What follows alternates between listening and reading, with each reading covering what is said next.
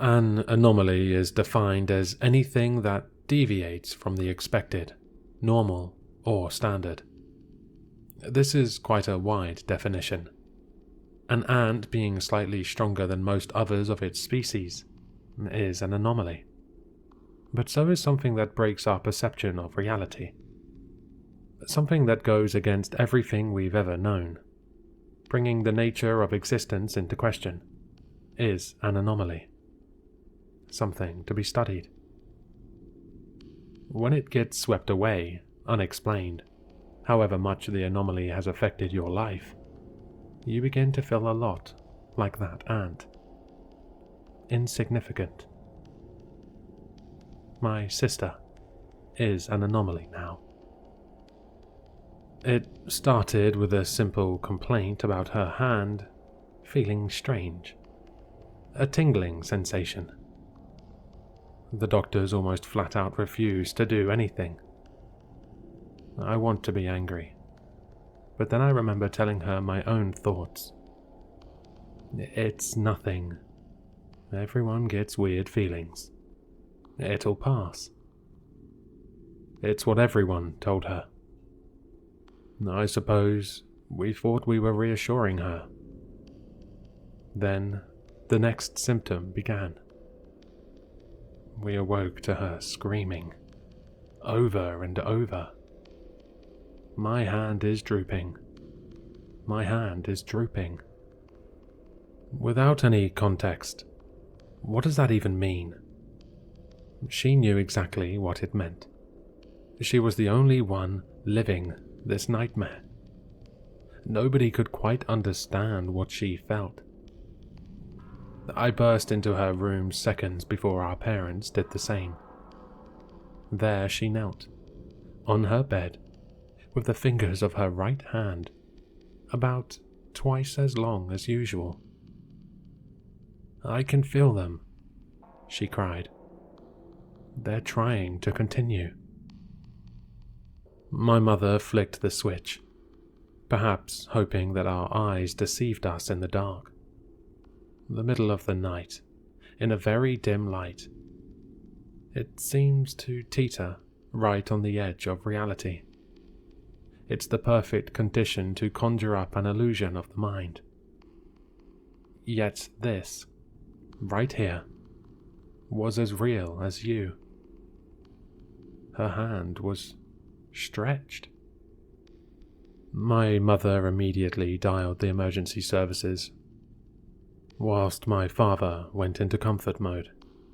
Hey, it's all right. Are you feeling okay? My sister sat for a moment, staring at her hand. Her breathing remained constantly heavy. In the background, I could hear my mother on the phone, although I wasn't paying much attention. Yes, twice as long. She was asleep. No, I don't know how. I feel... She paused, perhaps focusing on the feeling, deciding whether or not she felt okay. How would she even describe okay in this moment? Long. My father and I glanced at each other for a moment. Was that meant to be a joke? I smiled awkwardly. What does that mean? She got up from her bed, making it slowly apparent to all of us that she was taller. Not by much, maybe an inch or two. But in the context of human height overnight, that's a lot. The room fell silent. I think I could make out the operator on the other side of the phone, trying to see if my mother was still there. Physically, she was. But mentally, I think she was just worried for her daughter. What's happening to me? Her voice broke slightly. It broke all of us along with it. To sound so dazed and lost about your own self, it is heartbreaking. It was the last time I saw her with any description of human emotion. She lunged towards my mother in the doorway. Not to hurt her, just to leave the room. Although, with all the urgency she had in her movement, I don't believe she would have cared if she had hurt anybody on the way out. We all called out for her, but she didn't turn back around. She didn't speak. She just ran through the house. Leaving the light of her room, she blended into the shadows. I don't know if my mind deceived me, but I swear I saw her hit her head on the ceiling multiple times, as if she was growing further. Each time she did, she grunted with pain, as if using a voice that was not her own. Each of us only seeing her from the corner of our eyes had managed to lose her in our own home. My father searched around upstairs, whilst my mother, still on the phone, started wandering the street outside. Catching a glimpse of something out the back window of the kitchen, I stepped outside. I was afraid of what I might be walking into, what nightmare could be waiting for me. I decided that whatever it was, I owe it to my sister to join her in this. Slowly, I made my way towards the movement. She had wrapped herself around a tree in the garden, one we used to climb as kids. She spoke something that I could only just make out over the sound of my own heart pounding. Everything is long.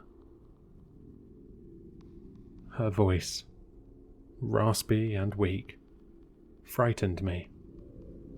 Her black hair, usually down to her shoulders, now found its way down to the floor. I couldn't see her fully in the night, but the moonlight allowed me to see her vague shape.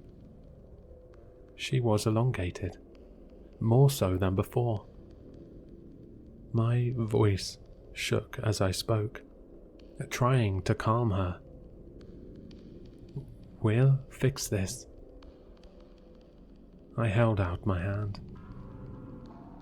For a moment, I thought she might hold out her own. Maybe she would have, if the sirens weren't so loud. An ambulance at the front of the house caught her attention as she let go of the tree, her snake-like limbs falling to the ground as she made her way over the fence. They never caught her. We never found her. Her funeral was held a month later. It's been 3 years. I still live in the same house. Her bedroom is almost exactly as it was. We keep her door open. Sometimes as I walk past, I imagine her, sat in her bed. Her body is back to its regular self. "I'm okay now," she'll say. "You helped me." But it's a mirage, a trick of the mind. My sister, as herself, is no longer real. Is she still out there, stretched? I got my answer last night. Unable to sleep, I slowly became acutely aware of a tapping noise. I don't know how long it had been going before my mind allowed it to be perceived. Seconds? Minutes? Hours? I suppose it doesn't matter. Once I had heard it, it stayed. 5 taps, rhythmically pattering against my window, behind the curtain. Sick of the noise, I got up, ready to see tree branches blowing in the wind. Instead, I saw 5 long fingers, extending from below my vision. The palm of the hand seemed just on the edge of what I could see. A face, beginning halfway up the window, and continuing far below, looked in at me. The eyes were long, with the open mouth being even longer. This was unmistakably my sister's face. Whether or not it's my sister is another question. I stood there for a moment, recoiling, but not making a sound. Her appearance is not what scared me the most. My hand began to tingle.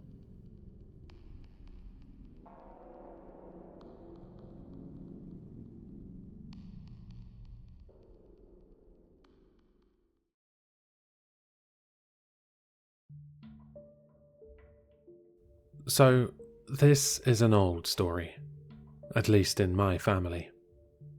It's the kind of story that gets told when you're old enough, at Christmases and birthdays. I'll admit it feels pretty good to be told it, once you reach the right age.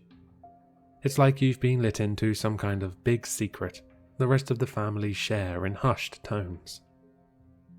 I won't claim it to be particularly scarier than anything you've ever heard before.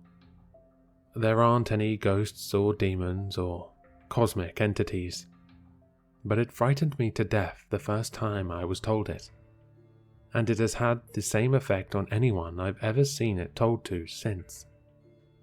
I suppose I should get to the point. My uncle, who isn't my actual uncle, more my Mum's dad's friend, I think. He used to work in the 60s in one of those massive depot warehouses. The ones where they store boxes and random things before they can be shipped off to wherever they're actually meant to be. He was broke at the time, and down on his luck, and he worked as the night security at this place. The depot was a couple of miles or so from his town, just off the freeway, and surrounded by dense woods. The site was huge, a compound of individual warehouses and storage rooms, with a central car park. My uncle's office was tucked away in the corner of one of these warehouses, and he always made a point to emphasize just how cavernous this place was. The way he put it, when you walked through the warehouse at night, you couldn't even see the roof. Just shelves and shelves of boxes, stretching up into the darkness. So, every night my uncle had to arrive at 1:45 to midnight, walk up and down every aisle of shelves in every warehouse, and then go to his office and wait out the rest of the shift. Keep his eyes and ears peeled for any disturbances. Simple job, easy money. Mind you, he wouldn't spend much time actually patrolling the place. He said he used to play himself at poker for most of the night. So, on this particular night, my uncle pulls up in his truck to the car park, right on time, as always. He says it was a pretty clear night, with a big bright full moon. He remembers actually taking a moment and leaning on the side of the truck, staring up at the star-speckled sky. Out here, away from the city, you could actually see the stars properly. The air was crisp and clear. At the door to the warehouse, he sees the guy he's meant to take over from, a guy called Vinny. Now, the way my uncle described Vinny, basically he was a nice enough guy, but not everything was working properly upstairs, if you catch my meaning. He was an older guy, had been working security there almost all his life, and was always coming out with these little oddities and sayings. Like, for instance, when it rained, he used to say, "Fish'll come a-walking," in some grumbling, muttering sort of way. And he used to say that the government was putting zinc into cornflakes. Anyway, just keep in mind that my uncle didn't really take much of what Vinny said too seriously, okay? So my uncle walks up to Vinny, and he just says, "Hey Vinny, good night," or whatever. And straight away he can see something's weird with Vinny, even more so than usual. Vinny's barely registered him. He's staring real intently at something far off, past the fence of the depot, near the tree line. "Everything all right, man?" asks my uncle. Vinny turns slowly and quietly says, "There's someone behind that tree out there. You see him? Peeking." My uncle turns to where Vinny's looking, but it's dark and the moonlight doesn't reach that far. "Look, he's peeking. Peeking at us." Vinny's words gave my uncle some serious heebie-jeebies. So much so that he actually gets a bit pissed off. Like, he's annoyed at the guy for scaring him right at the start of his night shift. He tells Vinny to knock it off, and Vinny's off anyway, shuffling over to his car. My uncle peers again at the trees, and still sees nothing. He brushes Vinny off as either paranoid or senile, or both. He walks inside, through that cavernous warehouse, and starts his patrol. There were 6 warehouses, and each warehouse had aisles, A through to Z. I'm not going to do the math for you, but that's quite a lot of aisles to cover. My uncle goes through all of them, only his torch to light the way. But by now he's used to it. There's nothing amiss. He goes back to his little office, and he switches on the radio and starts playing cards with himself. He spends a few uneventful hours like this. At about 3 in the morning, there's suddenly a deafening clang in the distance. My uncle jumps about a foot in the air, and he can tell the sounds come from the other side of the warehouse. It sounded like a heavy box, or even an entire shelf, had fallen over. Or being pushed, is the thought that he ignores. My uncle says he can remember the exact song which came on the radio at that moment. "Tiptoe Through the Tulips" by Tiny Tim. Now, if you know that song, then you know how fucking unbelievably creepy it is. My uncle probably would have chosen just about any other song in the world to play at that second, in that lonely night. Despite absolutely, categorically not wanting to step out of his safe little office, my uncle knows it is his job to go and check that sound out. As he steps out of the office, into the warehouse, he can hear that song trailing after him. "Tiptoe Through the Tulips with me." The words follow him as he reluctantly makes his way down aisle A, where he finds nothing wrong. He moves left and turns up aisle B, where, again, nothing is out of place. He repeats this process, making his way up and down the aisles by flashlight, looking for what caused that clanging noise. It's about this moment that Vinny's words from earlier in the night come back to him. Again, horrendous timing for my uncle. I'm guessing he was just about ready to shit a diamond. He gets to aisle T, and he points his flashlight down the end. And, at first, he thinks everything's fine in this aisle as well. Just as he's about to continue off, he sees something way down at the other end of the aisle. There's a shape sticking out from behind the other end of the shelf. It's small and sticking out from a few meters up in the air. He's not scared at first, just confused, because he can't tell what it is. His body recoils instinctively when it starts to move, but still, he can't tell what it is. only that it's moving subtly.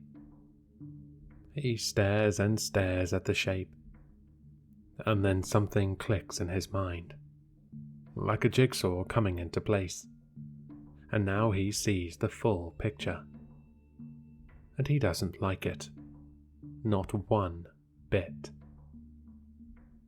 It's an arm. It's an arm, and it's waving at him. He can't see the owner of this arm. He can just see it sticking horizontally from the end of the aisle. The rest of the body is obscured by the shelf. It's waving very slowly, moving up and down in an exaggerated, almost cartoonish fashion. My uncle, in a moment which shocks himself too, calls out, "Hey, hey, who's there?" His voice cracks on the "there," and he hopes that whoever this is hasn't heard the fear in him. The person doesn't reveal themselves, just slowly pulls their arm back behind the shelf, out of sight. My uncle immediately half walks, half runs down the aisle, to where the arm just was. But there's no sign of anyone there now. He hurries down past all the aisles in that direction, past parcels and packages, but he can't find this intruder anywhere. Now, the whole time as he's searching the aisles, he can hear noises from aisles perpendicular to him. Like, whatever aisle he's in, he can make out noises just past the shelves next to him, but he can't see what's making the noises, because it's obscured by the boxes and the darkness. He hears light, frantic footsteps, pitter-pattering on the floorboards adjacent to him, always just out of sight. At this point, he's probably trying to pinch himself and wake up from this entire situation, because it sounds like there's somebody sprinting barefoot through this empty warehouse in the middle of the night. He gets back to aisle A, outside his office, and he can't hear any footsteps anymore, and he's starting to really freak out now, thinking he's let an intruder in and lost them. He turns to start searching the aisles again, and his flashlight beam hits something down the end of aisle A now. It's not an arm. It's a head. The face is peeking around the shelf, half obscured, to the extent he has to squint to make sure he's really seeing it. In the dark, and with the distance between them, he can only make out 3 features. The hair is too wild and matted for him to decide if it's a man or a woman. The skin is disgustingly pale, and he has a horrible suspicion that, as best he can see, the face is grinning at him. According to my uncle, he actually said the word "nope" under his breath before leaping into his office and locking the door. He pushed up his desk against the locked door and rushed over to the small landline phone in the corner of the office. He rang his boss, who wasn't too pleased to be woken up at 3 a.m, and then, on the instruction of his boss, called the police. My uncle says that while he's making these calls, he begins to hear a light tapping and scratching on the office door. Faint, coming in small bouts every so often. He described as not like someone trying to get in, just someone letting him know that they were there. The cops arrived and searched the depot, and found nobody. Then more police were called, and more. The place was shut down for weeks. That's because of what they found in one of the large boxes. One which had fallen out of place into the middle of aisle Z. There was a small note, which read in neat, cursive handwriting. I have no mouth, yet still I bite. I have no nose, but I can smell. I'll frolic when the moon is bright. You'll frolic with me, down in hell. Nestled alongside was a decomposing arm and a decapitated head. My uncle quit the next day.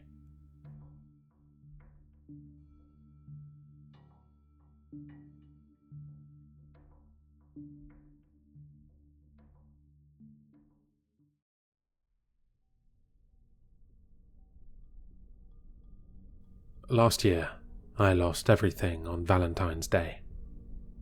I know it was my fault. I pray no one ever makes the same mistake I did. A week before the big day, I found myself trying to think of the perfect gift for my girlfriend, Cassie. All the good restaurants had already been booked. I hated going out on Valentine's Day, so I didn't care too much. To be honest, our relationship was on a bit of a rough patch. I still loved my girlfriend, but I found myself wondering if she felt the same.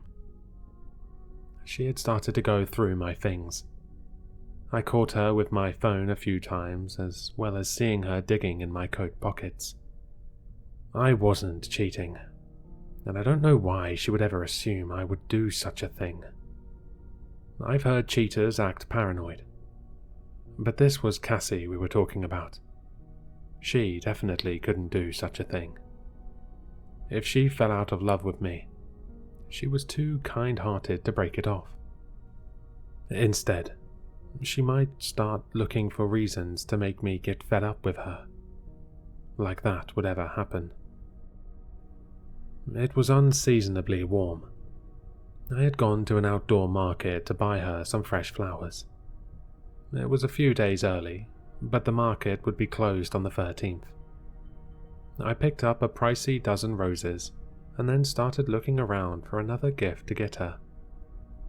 Nothing spoke to me. I was about to give up when a small booth tucked to the side caught my eye. The simple display was crammed with handmade jewelry. Cassie didn't like big, expensive gifts. Maybe a cheap but nice-looking ring would win me some favors. See anything you like? I turned to see a tall, thin man behind me. He held a brown paper bag filled with assorted fruits. He went behind the table to place the bag on the empty chair, showing he was the seller. He gave me a weird vibe. Dark bags were under his lazy eyes, and for some odd reason, he reminded me of a snake. Just looking, thank you, I said as politely as I could. I made a show out of glancing over the table. A few more seconds, then I would leave. He reached down to pick up a necklace from the pile and tossed it. I caught it on reflex. It was a simple silver-colored chain with a small heart pendant. You seem like the type to have a girlfriend you love to pieces, but she might not be on the same level. Relationship a bit rocky, and you're unsure of how to save it. You might think things will work out if she loves you as much as you love her, and all that. He spoke as he picked up an apple. He polished the fruit on his shirt as I stayed silent. What kind of trick is this? Were my problems so common that any grafter could use what bothered me as a script to scam poor guys this time of year? It's not really like that, I said, trying to dismiss his words. Oh, well, either way, The necklace will be a nice gift to go along with the roses.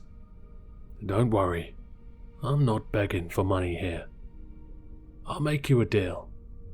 If the necklace works, and she starts loving you more than anyone else, I'll accept payment later.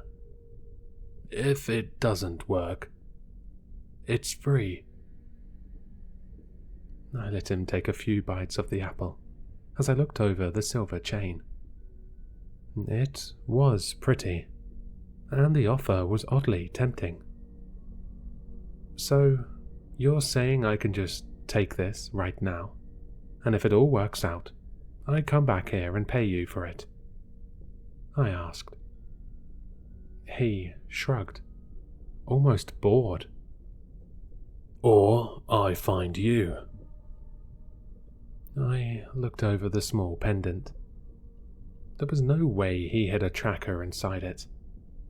The entire situation was weird. Really weird. Still, for some odd reason, I went with it. I had no taste when it came to jewelry. This random guy might have just picked out the perfect gift for me. Who cares if he was acting a bit creepy about it? Alright. Thanks, I guess. I started walking away, expecting him to start shouting that I stole from him. Instead, he watched me leave with an odd expression on his face, as if he knew something I didn't. The roses went over very well. I had planned on giving Cassie the necklace in a few days, but she found it going through my coat pockets. She claimed to have misplaced her chapstick and didn't listen to me when I said it wasn't in my pockets. I should have been upset with her, but I couldn't, after I saw her bright expression. She squealed in delight. Within seconds, she asked me to help her put on the thin silver chain. That night, she acted exactly how I hoped. All her attention was focused on us. No more snooping, no more stiff movements or stumbling on her words, as if she was hiding something. Our Valentine's Day came early. And then everything fell apart. I should have noticed something was off, based on how clingy she got after that day. I barely had enough time alone to go to the bathroom. Cassie woke me up with breakfast in bed, which was new. She saw me off at the door when I went to work, and she was waiting when I came home. Our dog didn't even wait by the door like this. I wondered just how long she would act like this, and how long until it started to become annoying. "Hey, I know tomorrow is Valentine's Day, but I need to drop by my brother's place after work. Is that alright?" I asked her right before we started getting ready for bed. I expected her to be upset, but she just smiled brightly and nodded. Yeah, all of this was getting weird. "No problem. Say hello to Angie for me when you go." I found myself crossing my arms to look her over. She hated Angie. She never approved of my brother dating a girl who cheated on her last boyfriend. Did that necklace have some sort of weird drug on it? No, that didn't make any sense. I touched it with my bare hands. I would have been affected by anything that had been put on the chain. Plus, I don't think there was anything that could be absorbed into the skin that made people act like this. Was this a prank she somehow set up? No, that wasn't like her. "Hey, The chain of the necklace keeps getting caught in your hair when you sleep. It looks painful. Why don't you take it off and only wear it when you have your hair up? I asked. If this whole thing was because of a weird cursed necklace, then taking it off would solve everything, right? I held my breath as Cassie agreed. She carefully took off her gift and placed it on the bedside table. My hope was that she would go back to normal now that she wasn't wearing that thing. I woke up on the big day a bit early. I wanted to repay Cassie for how thoughtful she had been lately. I made her breakfast, but she was too tired to get up right away to eat it. I kissed her goodbye and headed off to a boring day of work. She sent a few texts saying how excited she was to spend the night with me. But when lunch hit, nothing. At least her flurry of texts had stopped. Maybe taking off the necklace did solve my problems. I packed up a few minutes early and left work. It was a small office, so no one really cared about staying the full 8 hours if you finished what you had to do. I drove to my brother's place to drop off some stuff I put aside for him that had been sitting in my trunk for weeks. I should have done this way sooner. I just kept forgetting about it. When I arrived, I noticed his door was slightly open. That was odd. I knocked once, calling out for the two of them. It wasn't like him to keep his door unlocked, let alone open. I smelled something coming from the house. Carefully, I put down the small box in my arms and fully opened the door. I kept calling out their names as I went inside. What I saw still haunted my every waking moment. Blood. So much blood. It started in the front hallway and then trailed into the living room. My heart raced, but I couldn't control my body. I moved slowly, trying not to step into the mess. My mind simply refused to believe what I was seeing. At first, I didn't recognize the body through the blood. When he coughed and let out a raspy noise, I knew it was my brother. I raced over to him to take his hand, not caring about preserving the scene. "Go, Mum, Dad," he said through a ruined mouth. Then he was gone. I couldn't move. I couldn't think. I didn't understand what was happening. Then, all at once, I went into action. I called 911 and stayed on the line as I looked through the house for Angie. The operator told me to go outside, in case the person who hurt them was still inside the house. I ignored the advice until I found out it was too late for my brother's girlfriend. I begged them to send the police over to my parents' place. My brother wouldn't have mentioned my parents if it wasn't important. Soon the scene was swarming with cops. I was taken away to be interviewed. At least they brought me a change of clothing and shoes and let me wash my hands. After the longest 3 hours of my life, an officer came into the interview room with a grim expression. Sorry to tell you this, but your parents are gone. We assume it was the same person who killed your brother and his girlfriend," he said in a careful tone. I kept shaking my head. My entire body felt numb. I wanted to run away, but I knew no matter what I did, it didn't change the fact I'd lost my entire family in a few short hours. "I need to call my girlfriend," I said in a small voice as I tried to keep my hands from shaking. "Is it possible that she has something to do with all this?" he asked. I knew it was a question he needed to ask, but I felt offended he would ever think of such a thing.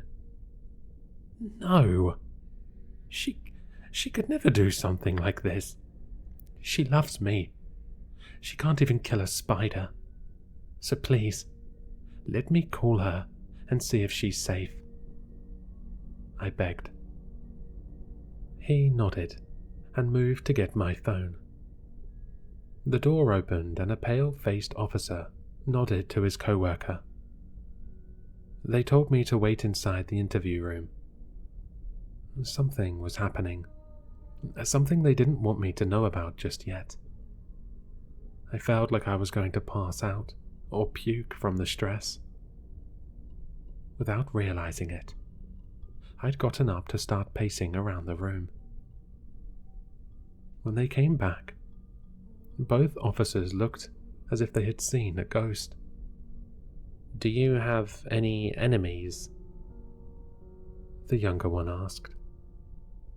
My stomach flipped. Had Cassie been hurt?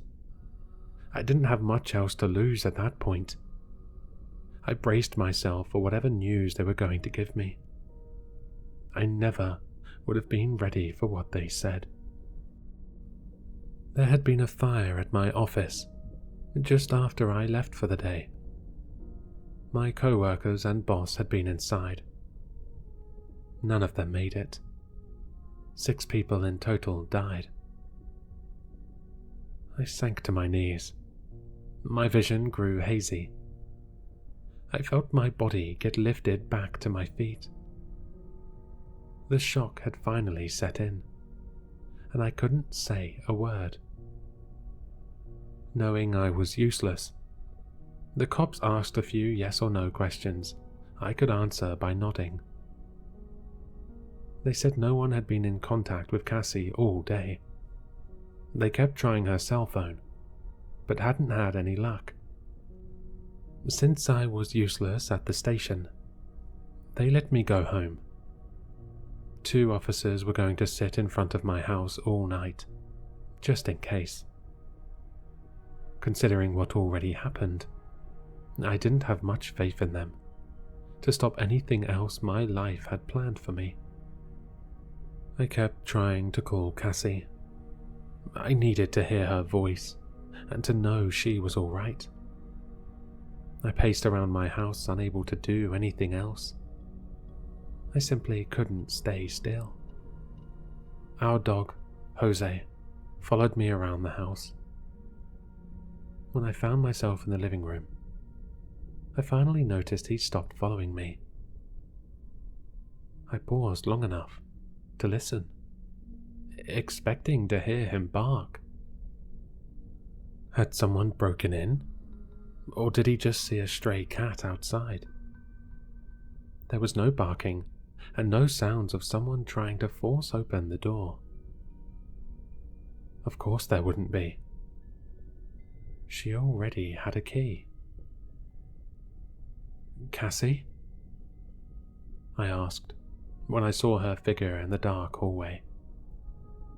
I quickly turned on the light and took a step back when I fully saw her. Her clothing was soaked in blood. Some dry, some fresh. Her arms had long scratches down them. Her hair was a tangled mess. But the look on her face was what sent chills down my spine. She was smiling. You're bleeding," I choked out, but I didn't move closer to her. "We should ask the police by the door for some help." "They're not available right now," she said in a cheery voice that made me take a step back. Jose went right up to her, tail wagging and tongue out. My heart nearly stopped when she bent down to pet his white fur, a dirty knife I hadn't noticed sooner, so close to his face. Did you? I was unable to finish the terrible question. Yes. And don't worry, I won't hurt Jose. He's not a person after all. Nothing made sense. How had the entire world gone so wrong, so fast? I don't understand, I said. My chest hurt so much it was as if it started to cave into itself. It's easy. I love you. I love you so much. I realize that you only need me, no one else in this world. If I could, I would make it so there are only the two of us on this planet. But I'm only human. Just being the last person you'll ever love has to be good enough. She straightened up, knife in hand. Jose was stressed out, and he started to move around, unsure of what was happening. I should have moved. Instead, I just watched as she flung herself at me, that crazed expression on her face. I wanted to die then, with her on Valentine's Day. The blade sunk deep just below my collarbone. I collapsed with her on top as she withdrew the knife, only to bring it down once more. For some odd reason, it didn't hurt. It was as if I was watching the entire thing from a distance. I saw a beaten and bloody cop burst through the door. His words were drowned out by Jose's barking.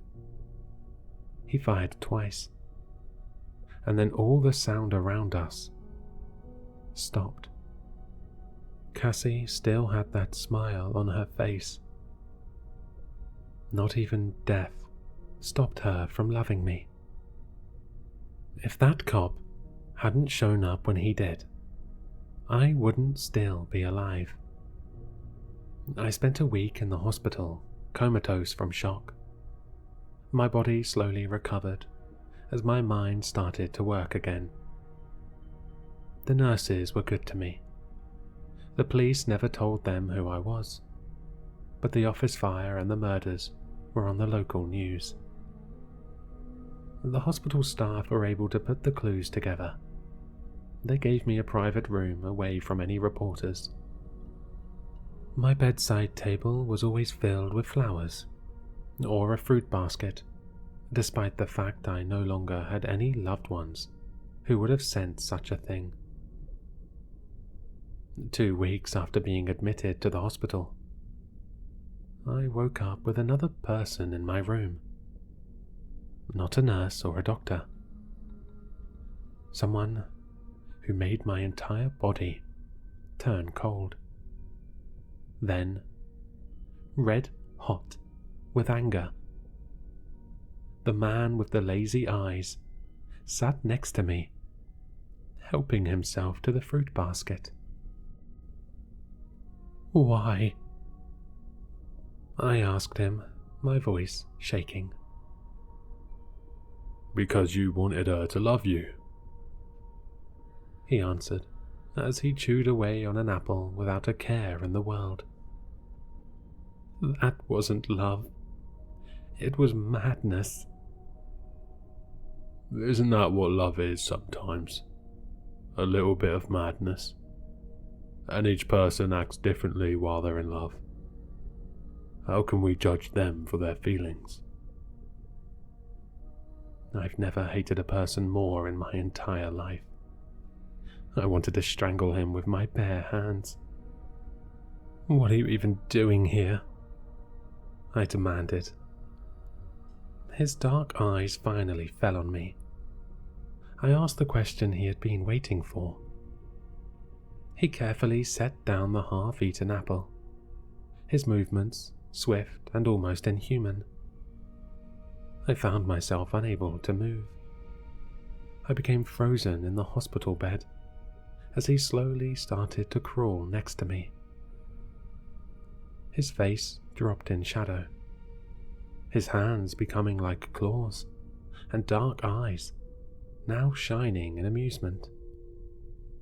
"I've come to accept my payment," he hissed, his voice growing low and raspy. I was able to slightly shake my head. "I told you. She didn't—" My words were cut off by a low laughter. "She loved you so much, she couldn't bear the thought of you caring for another person." As he spoke, the room grew distorted. Soon, all I could see was his glowing eyes in the darkness. "She even sacrificed herself, so you would never be blamed for the murders. Why else do you think you're still alive?"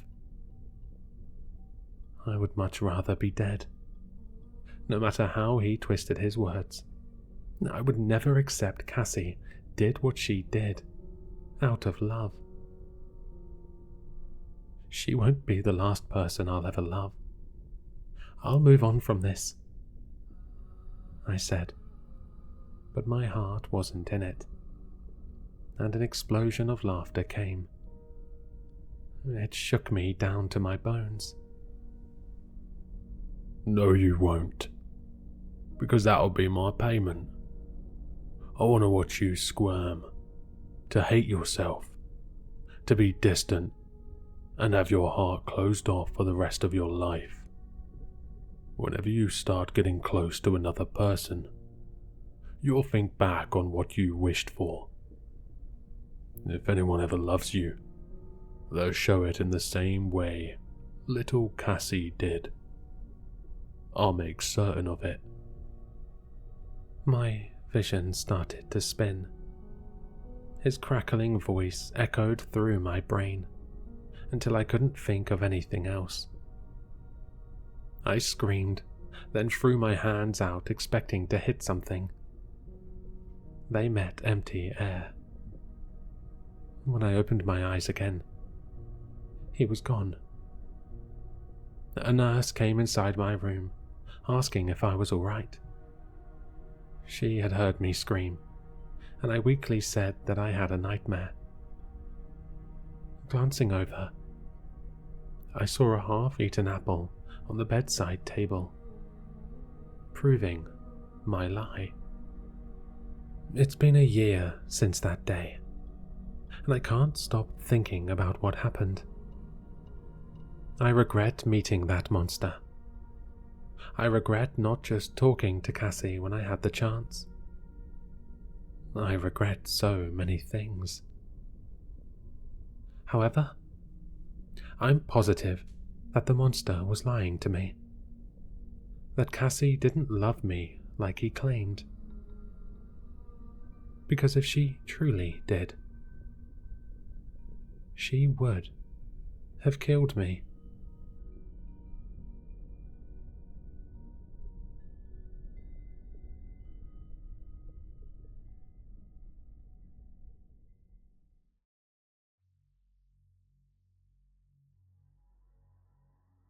The morning I woke up to find my girlfriend Ava gone was like a splash of cold water to the face.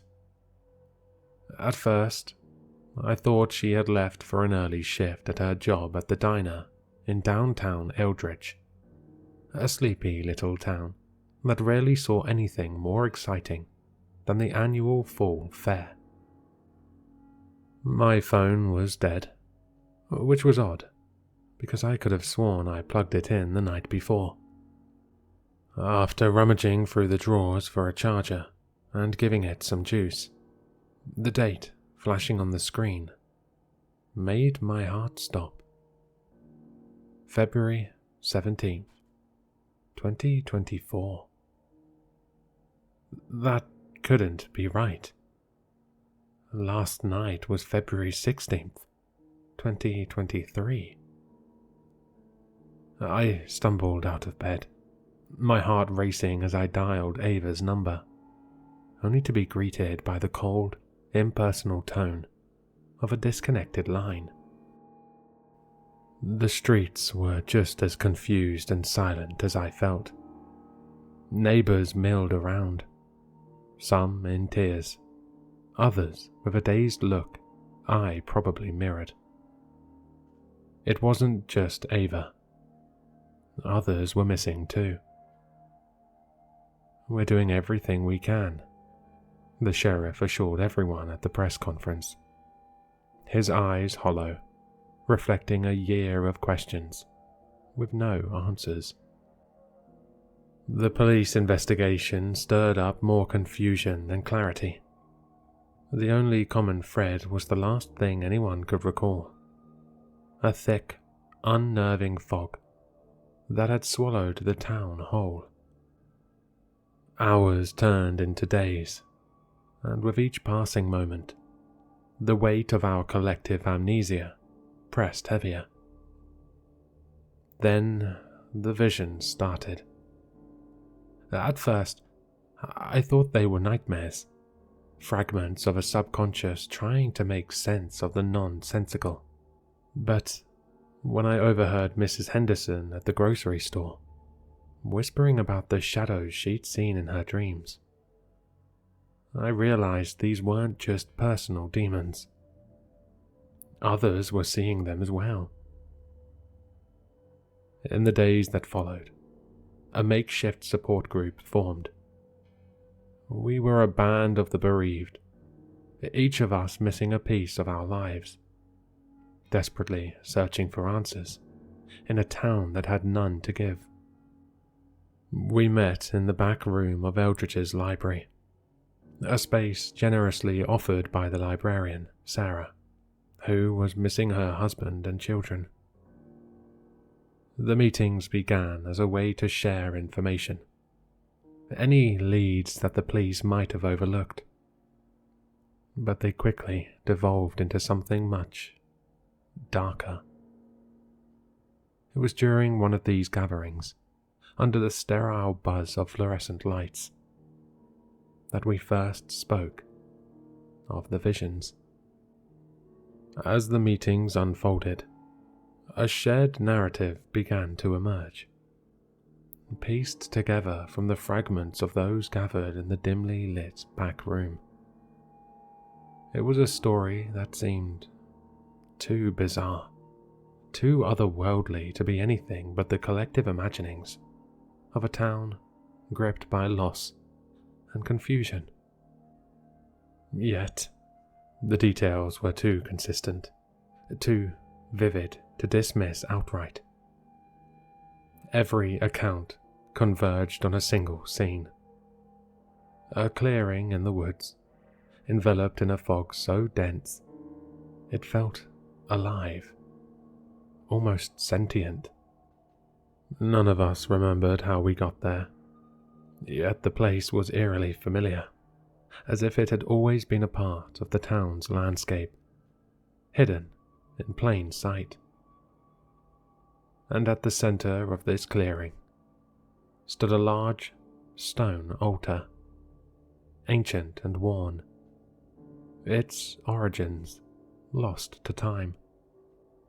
The memories were fragmented, like shards of glass reflecting pieces of a whole we couldn't quite grasp.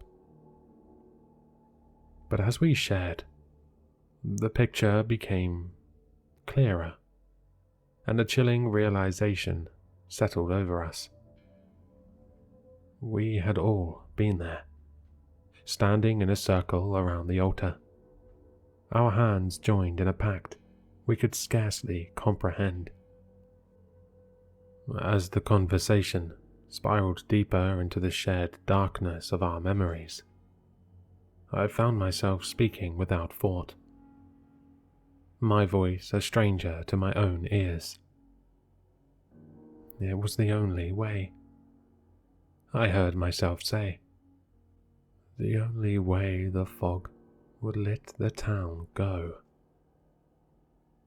The room fell into a hushed silence, the weight of my words hanging heavy in the air.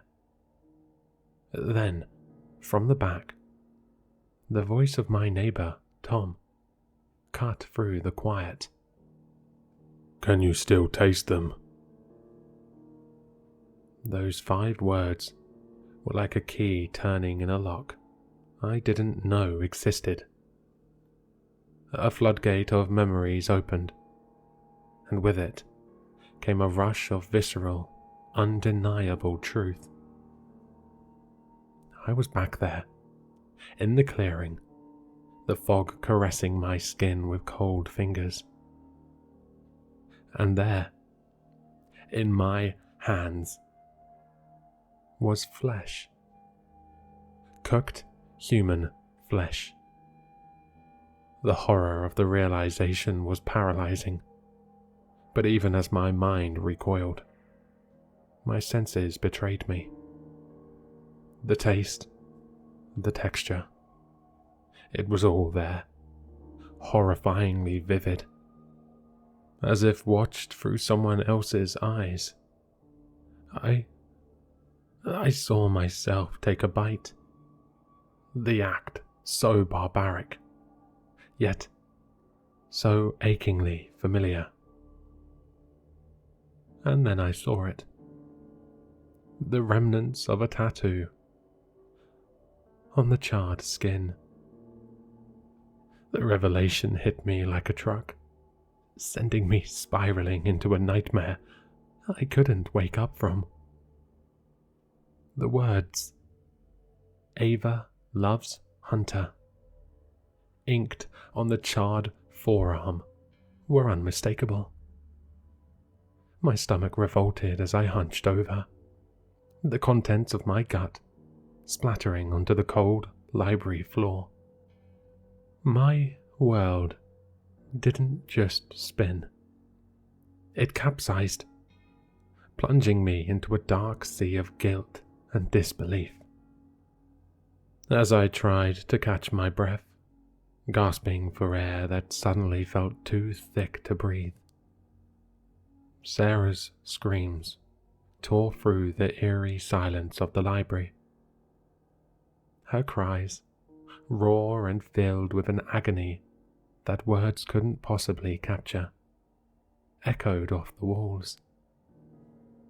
She collapses into a heap on the floor, her body racked with sobs that seemed to shake the very foundation of the room. I ate them. My God. I ate my children.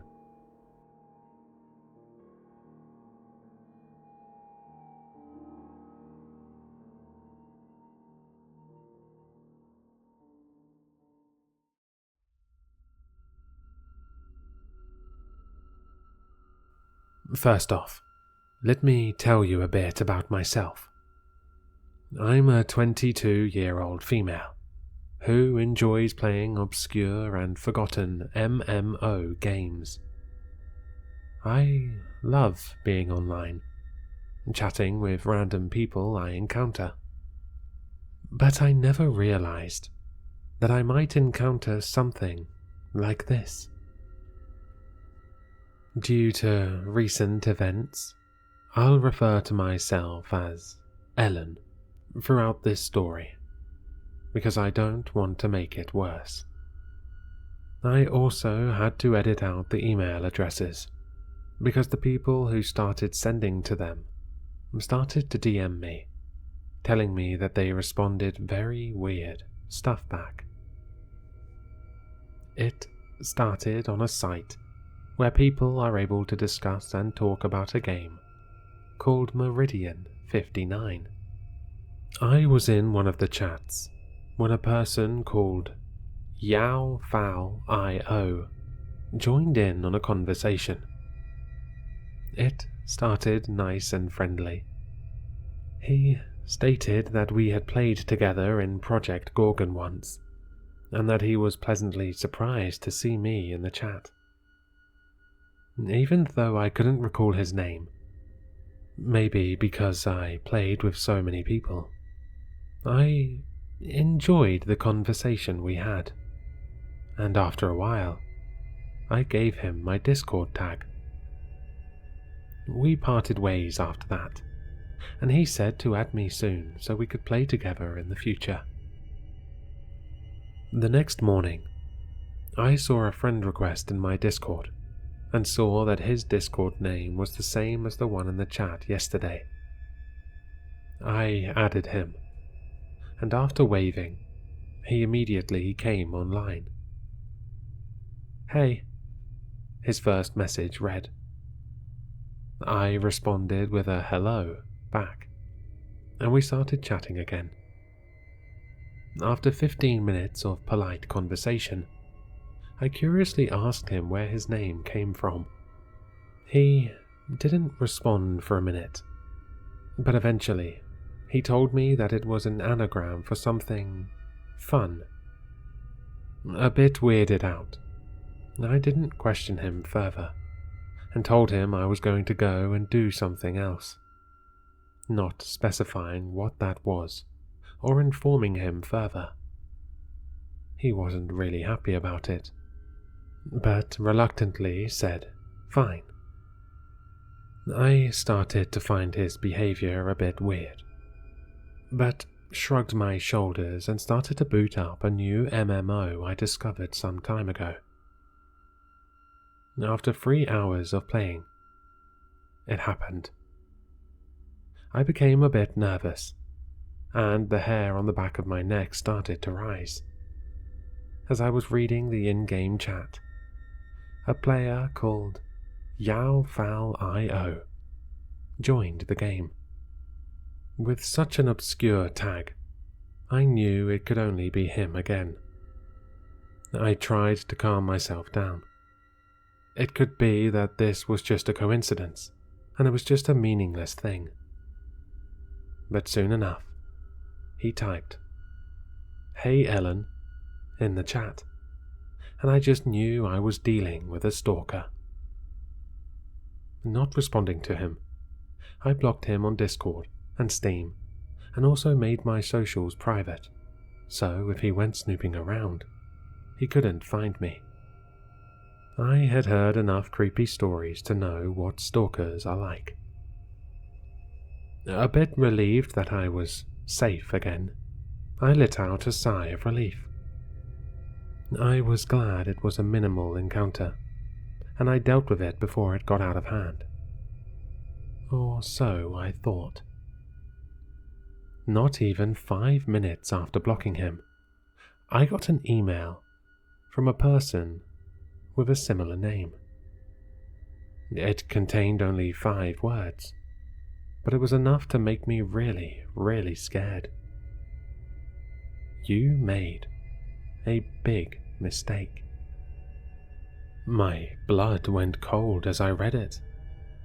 I had no idea how he could have gotten my email, as I use fake mail for most of my accounts. I didn't know how to deal with it, or what to do anymore. None of the stories I had heard prepared me for this, and I felt a creeping fear that this guy was going to do something very bad. I emailed him back, saying that I blocked him for a reason and that he was seriously creeping me out, stating I would go to the police if he continued like this. I then proceeded to create a new main email account, deleting the old one. It was going to take some time to change my email everywhere, but I wanted to get rid of this guy as quickly as I could. For a few days, nothing new happened. It seemed that he had lost his trail on me, and I prayed that he also wouldn't bother anyone else. After college, I went home and booted up my computer to be welcomed by a new mail. An email to my new main account. I was nauseous immediately, and felt sick to my stomach as my hands began to tremble. He had sent me a new email. It read like this: "In shadows I dwell, an eternal dance with your fears. No escape, no sanctuary. My obsession, a relentless spectre haunting your every step. I love you so much, my ever love, my dove that only wants me, dying. You'll regret it though, you making me cry. I love you. I follow you." I, now in full panic mode, went to the nearest police station, showing them all the evidence, asking them for help. They stated there wasn't much I could do, besides putting down a complaint against an unknown. They told me to change my accounts again, and to make sure I remained as safe as I could.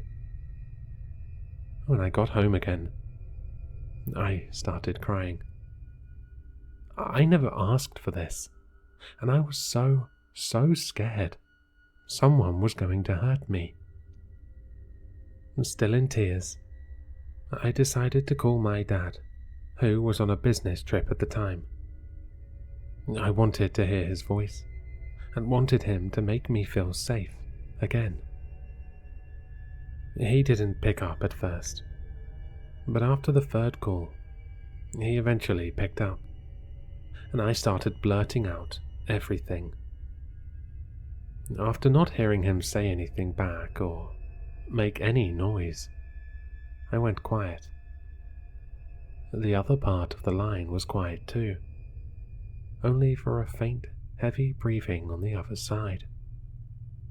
I started crying again and whispered, "Dad?" But my question was answered by the other side of the line, ending the call. I stood there for a couple of minutes, staring at the phone, not knowing what to do. I wanted to head back to the police station again and have them check whether my dad was safe, but I was unable to move. I was so afraid and shocked, and that made me just stand there like a statue, glued to the ground. I only could move again when the power of my house went out. My heart dropped, and frantically I started swiping on my phone to put on my flashlight. Had he found me? Did he cut off the electricity? And was he going to kill me? Never in my life had I been so scared. I quietly went up the stairs, heading to my room, listening to any sound that could indicate he was entering my house. Reaching my room, I started to think that maybe something else had happened, trying to rationalize the power cutting out. Maybe it was just a malfunction and the whole street was out. How could a crazy stalker have found out a way to cut off my power, let alone finding my house when I never told my location to anyone online? It was as I entered my room that I heard the sound of shattering glass downstairs.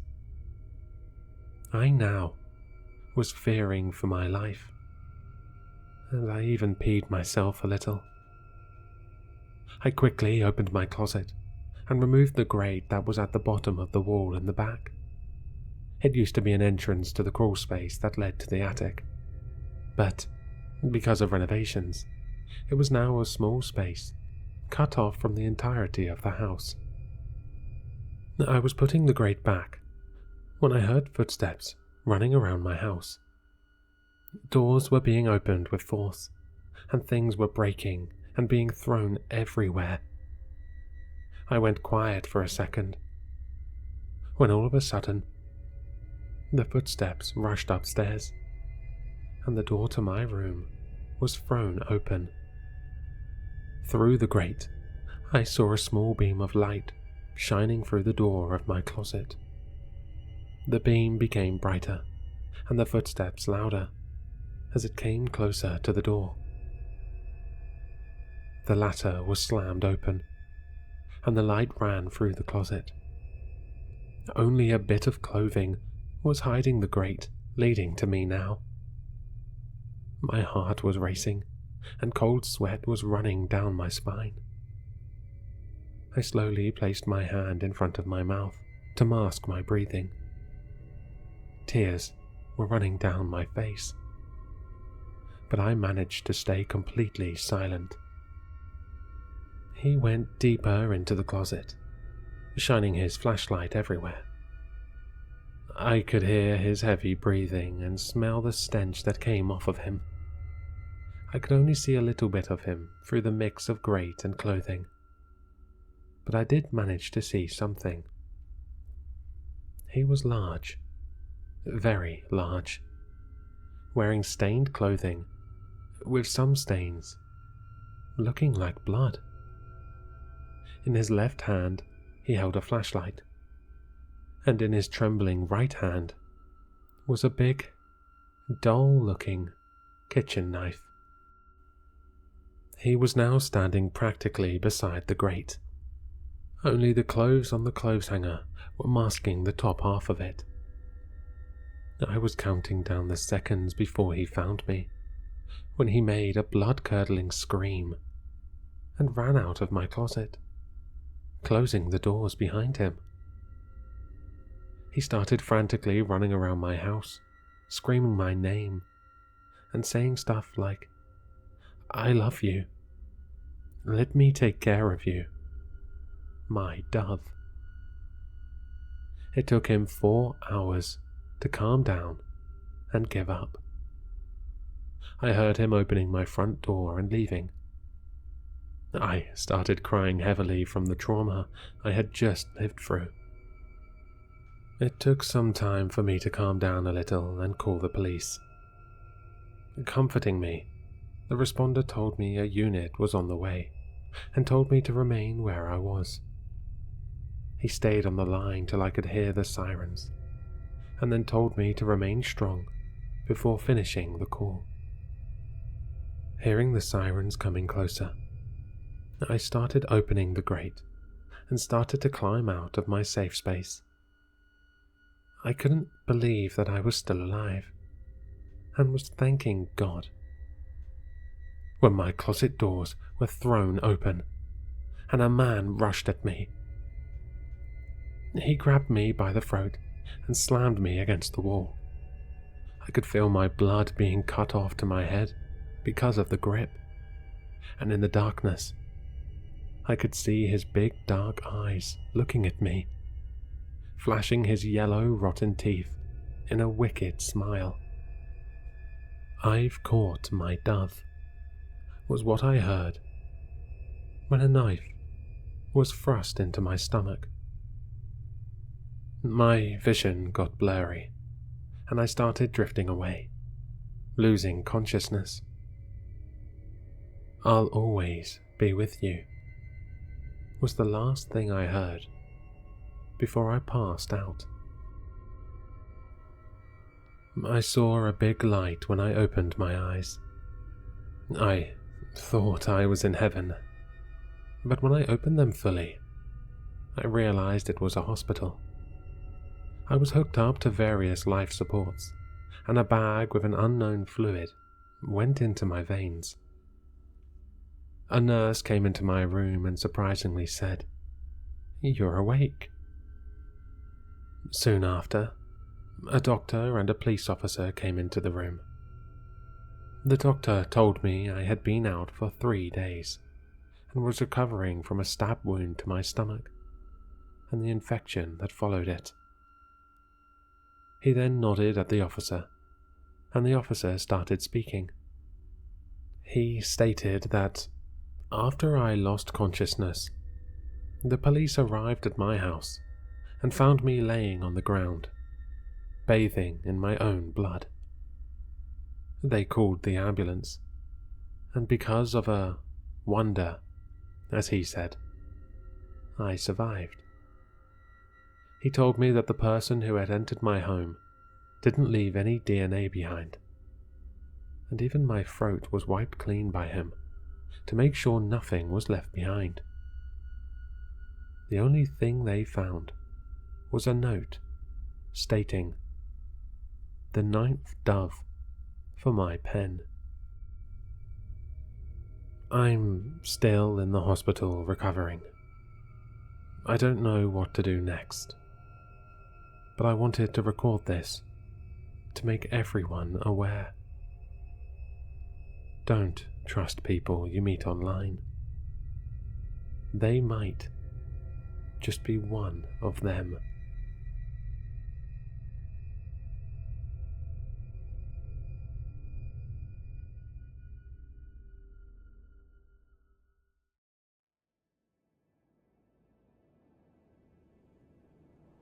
I can't tell you the name of the place this story is about. I signed an NDA when I joined this big company I used to work at. Which means, even after everything that's happened, I can't tell you the name of the company either.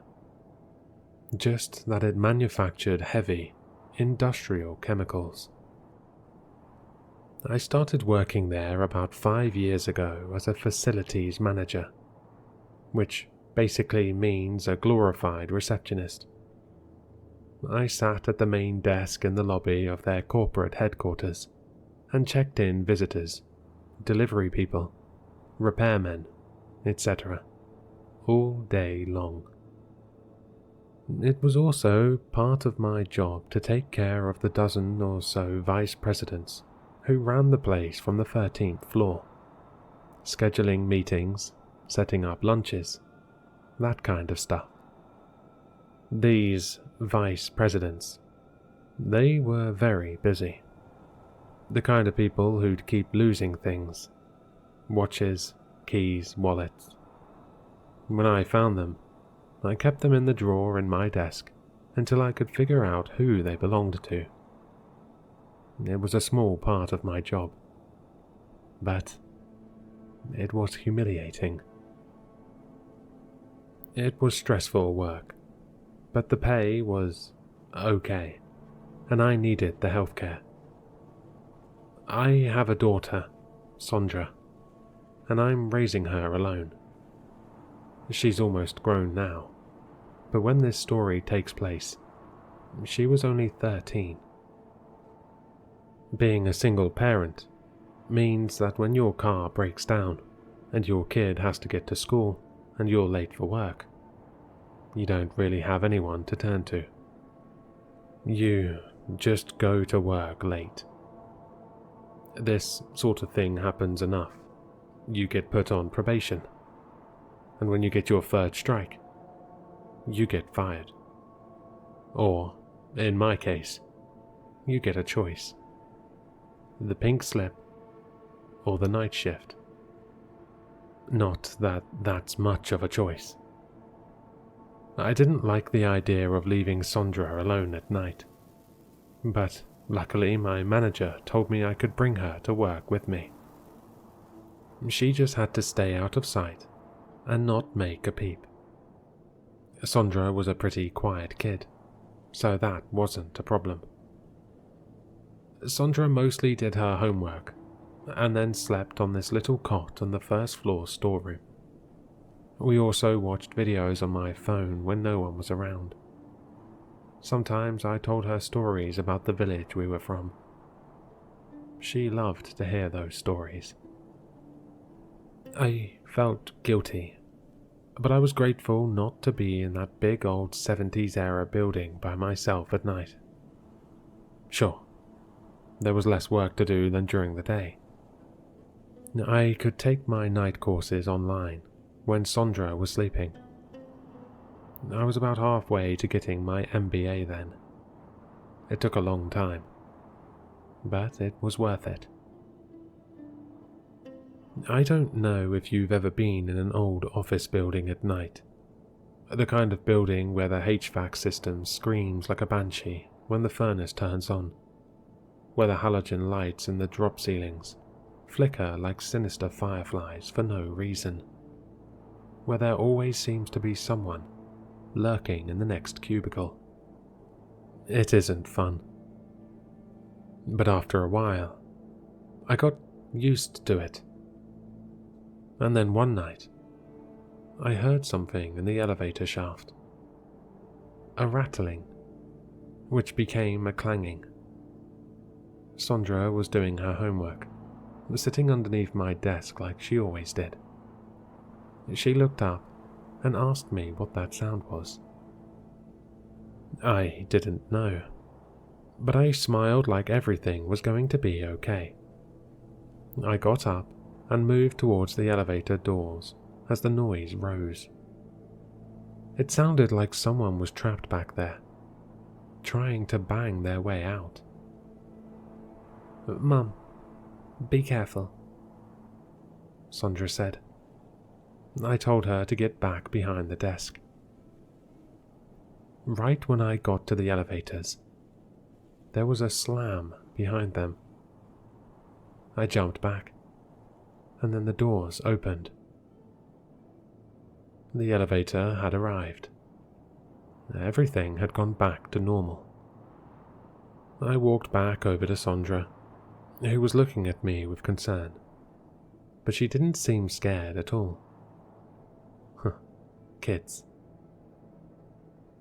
The rest of the night was normal.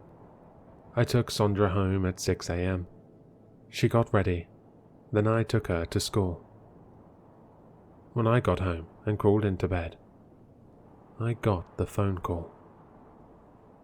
They had found the body of one of the vice presidents on the 13th floor. I rushed back to the office. No one would let me see the body, but I heard it was gruesome.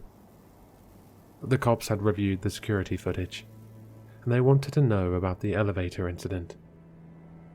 When I told them what happened, they thought it was pretty funny. I couldn't sleep at all when I got back home. The man who had died wasn't a good person. Like most of the senior staff, he treated me like I was disposable. But he was still a human being. That night, I told Sandra she had to stay home at night from now on. She was old enough to be by herself. I thought she'd be delighted, but she wanted to know why. When I told her, she said she wasn't frightened. I thought maybe she was a little excited. A mysterious death. A big adventure. She was staying home. I put my foot down. I thanked God later that I did. Because that first death was only the beginning. One by one, they died. The vice presidents. They would stick around after hours, working on some big client presentation or whatever, and they'd be found the next day, splayed on their desk, curled up in the corner of the copy room, or pressed up against a boardroom window, their fists curled against the glass, like they were trying to break their way out. They all died of asphyxiation. At first the cops thought there was a problem with the furnace, but nobody could find anything wrong with it. Then there was a matter of the dead men's skin. It had reddened, sloughed off, basically peeled away, like it had been exposed to toxic gas. I was there every night. It was terrifying. I would be too scared to leave my desk, so I'd put off going to the bathroom. Then, I'd run quickly to the ladies' room. One night, I swore I could hear someone in the next stall, speaking low and chuckling away in a really nasty way. But when I got up the courage to throw open the stall door, there was no one there. A few nights later, The elevator wasn't working, and I had to go up to the 13th floor to turn off some lights which had mysteriously turned on. You can bet I didn't want to do that. When I was coming back down to the emergency stairwell, I heard the sound of dozens of feet coming down after me. I sped up, but they started coming faster, then faster, and faster. I ran like hell, never looking behind me, not once. When I got back downstairs, I shoved an extra chair in front of the stairwell door, just to be sure. The last one was the worst of all. One night, I was getting a report for a courier pickup when I saw a figure across the sea of cubicles. It was hunched over in the halogen light. It looked skinless, like it had been flayed, but it seemed to be smiling.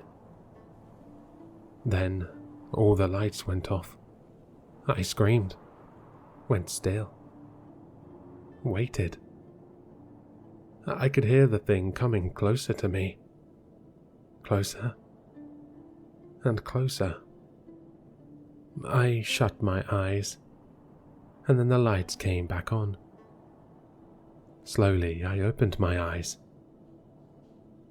and saw that I was alone. I never told anyone about the strange things I saw. They would have thought I was insane. I thought about quitting my job, but then Sondra and I would have been destitute. I was behind on the rent as it was. I had to keep going to work. I never told Sondra about any of this, but she could see the stress it was causing me. She did more than her fair share of chores, even cooked a bunch of the meals. I had never seen her act that adult before. I felt bad about it, but also really proud. Meanwhile, none of the authorities or the experts the company hired could find any sign of chemical spills in the building. People who worked there began to freak out. Rumors spread like wildfire. There's a fungus in the walls that kills people. There are gas pockets in the vent that'll make your skin slough off. And my favorite, it's ghosts. To understand that last rumor, you have to know something about the company I worked for. About 25 years ago, there was a big chemical spill at one of our plants in a foreign country. Killed almost 400 people who worked there or lived in the nearby town. There was a small out-of-court settlement, barely $100,000, made to survivors. The company never admitted fault. That's where the NDA comes in. I can't tell you the name of the place where the chemical spill happened. I can't even tell you the country it was in. I can tell you it was horrible. That the inside of people's throats melted off. That they coughed until they vomited blood. That they died, writhing and screaming and in tremendous pain, until they finally asphyxiated. Just like the vice presidents. You can see why people thought it was ghosts. The vice presidents didn't believe in ghosts. The four of them who were still alive got together in the big boardroom on the 13th floor late one evening. They put their heads together, trying to figure out who was targeting them. Was it corporate espionage? Some kind of eco-terrorist? Maybe an employee they'd fired? They deliberated for hours. The next morning, when their underlings came to work, they found the vice presidents in the boardroom. Their skin peeled off. Their eyes exploded. Their faces had claw marks from their fingernails, as if their skin had burned so bad they'd been trying to claw it off. That's when the company shut down the building, cleaned out the corporate headquarters, put it up for sale. The deaths stopped after that. The facilities managers had to pack up every floor. I wasn't there when this happened, but some of my co-workers were moving boxes out of an old storeroom on the 13th floor and found a bunch of paperwork that proved the company had cheaped out on the construction of the plant where the chemical spill had happened. The vice presidents had all signed off on it. They had known that there was a high probability of a chemical spill. They just didn't care. Somehow this paperwork found its way into the hands of a young reporter in need of a scoop. Now the company's assets have been liquidated and divided between the survivors of the chemical spill. The company where I worked doesn't exist anymore at all. Good thing I got my MBA. On the day before the building's sale was finalized, I realized that I hadn't cleaned out my desk. I drove back over.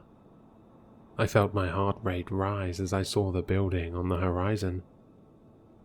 My pulse was out of control as I used my security card to open the door and walk through the empty, cavernous atrium.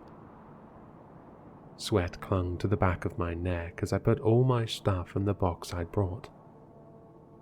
When I finished, I was ready to run out that door for the last time. And then I realized something. None of the vice president's things had been in the desk drawer. I checked again, but there was no sign of them. I drove home slowly. I already knew the truth of what had happened, but I didn't want to admit it to myself. Sandra was still at school, so I went through her room. I found exactly what I thought I'd find. One other thing I guess I should have mentioned. The place where I'm from has this tradition. A lot of people my age don't believe it, but it's true. I know it's true. If you find something that belongs to someone you hate, you can curse them with a death they caused. It doesn't have to be a special object.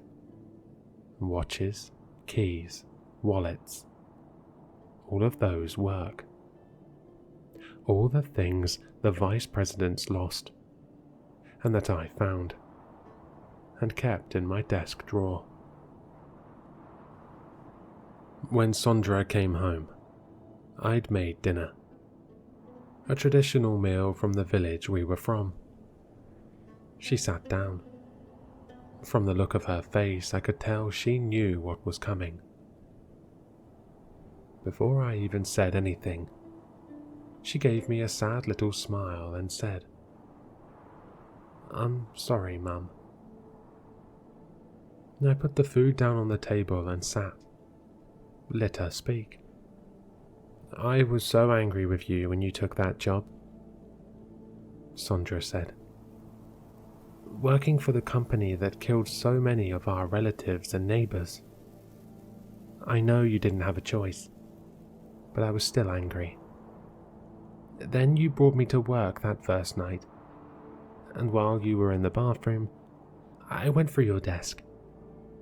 I was just looking for a pencil sharpener, but I found their things. Suddenly, I remembered what grandmother had taught me. She didn't want you to know. Said you were too modern, too Americanized.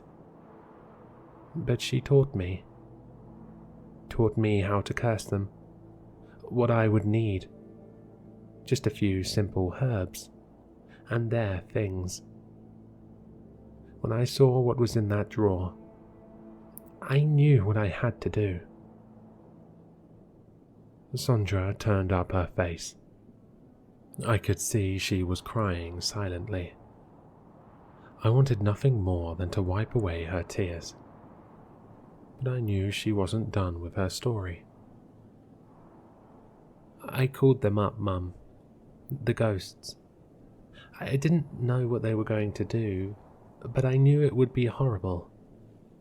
I knew if I prayed hard enough, they wouldn't hurt you. Did they? She looked up at me, her eyes pleading. No, I said. They didn't. But you were really scared? Yes, I was really scared. Sandra hugged me, hard. I'm so sorry, Mummy. I wish you didn't have to be scared. But those mean men, they deserved it, didn't they? She looked at me again, waiting to see if her mother would tell her she was a horrible person. They did, I said again, and wiped my daughter's tears away. You might be thinking that I shouldn't allow my daughter to get away with such a thing. Well, those men who were killed, they got away with something far worse for years and years and years. They had plenty of people, lawyers and politicians and PR specialists to protect them. And Sandra only has me. But then, of course, Sandra can take care of herself pretty well. You might be wondering where I'm from. What kind of a place has this tradition? And what you can do to ever avoid pissing off someone from there. But, unfortunately, you'll never know. Because I can't tell you the name of the place where I'm from.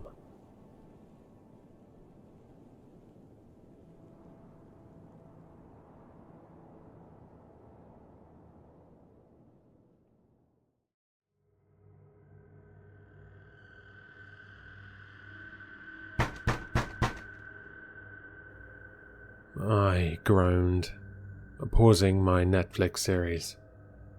It was 9 o'clock at night. Who the hell could be visiting me that late?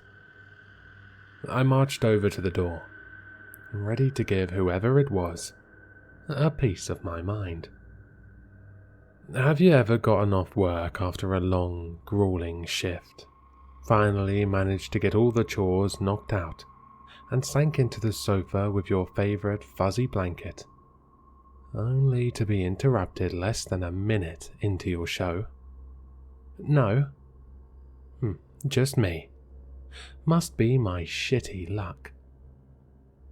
I peered through the peephole, trying to catch a glimpse of my nighttime visitor. But, as if I wasn't already agitated enough, I realized that it was too dark to make out who it was. That left me no choice but to answer the door. I fiddled with the lock, finally yanking the doorknob with a bit more force than intended. I was greeted by the sight of a clean-shaven young man wearing a collared shirt and khakis. Once my gaze fell to the stack of papers clutched in his grasp, I mentally rolled my eyes. A salesman. Great. What do you want? I grumbled. The man's mouth fell open, but the words failed to come out. His hands trembled, and for a second, I thought the papers might fall from his grip. Spit it out. I'm in the middle of something. Yes, ma'am. My name is Archibald, and I'm trying to spread the word about this new weight loss supplement. It's, I'd heard enough.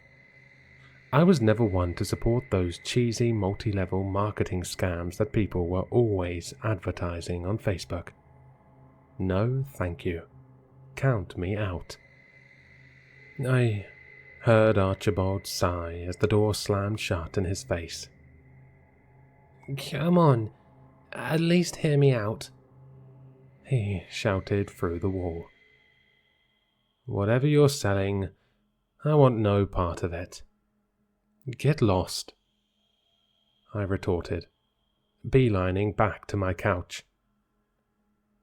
A sudden twinge of guilt stabbed my heart like an ice pick, stopping me in my tracks halfway to my destination. The kid had looked no older than 21, college age if I had to guess. He did seem nice after all, and I was pretty hostile towards him. He'd probably had a shitty day himself, and my rudeness sure wouldn't help anything. Not to mention the fact that his name was Archibald. For all I knew, his whole life could have been shitty with a name like that. I swung open the door just in time to see the young man slinking down my steps towards a bike stationed on the sidewalk in front of my house. He's been biking around town, trying to plug this thing. Okay, now I feel obligated. Hey, kid, I shouted. He turned around, his lower lip puffed out and tears welling in his eyes. Sorry for being such a jackass. Work's been stressful lately. If you want to pitch your product to me, I'm all ears. Make it convincing enough, and I might even consider making a purchase. Archibald's expression lit up like the 4th of July. He looked like a child who'd just been told that they were going to Disney World. Oh, thank you. You just made my day. No, my entire week.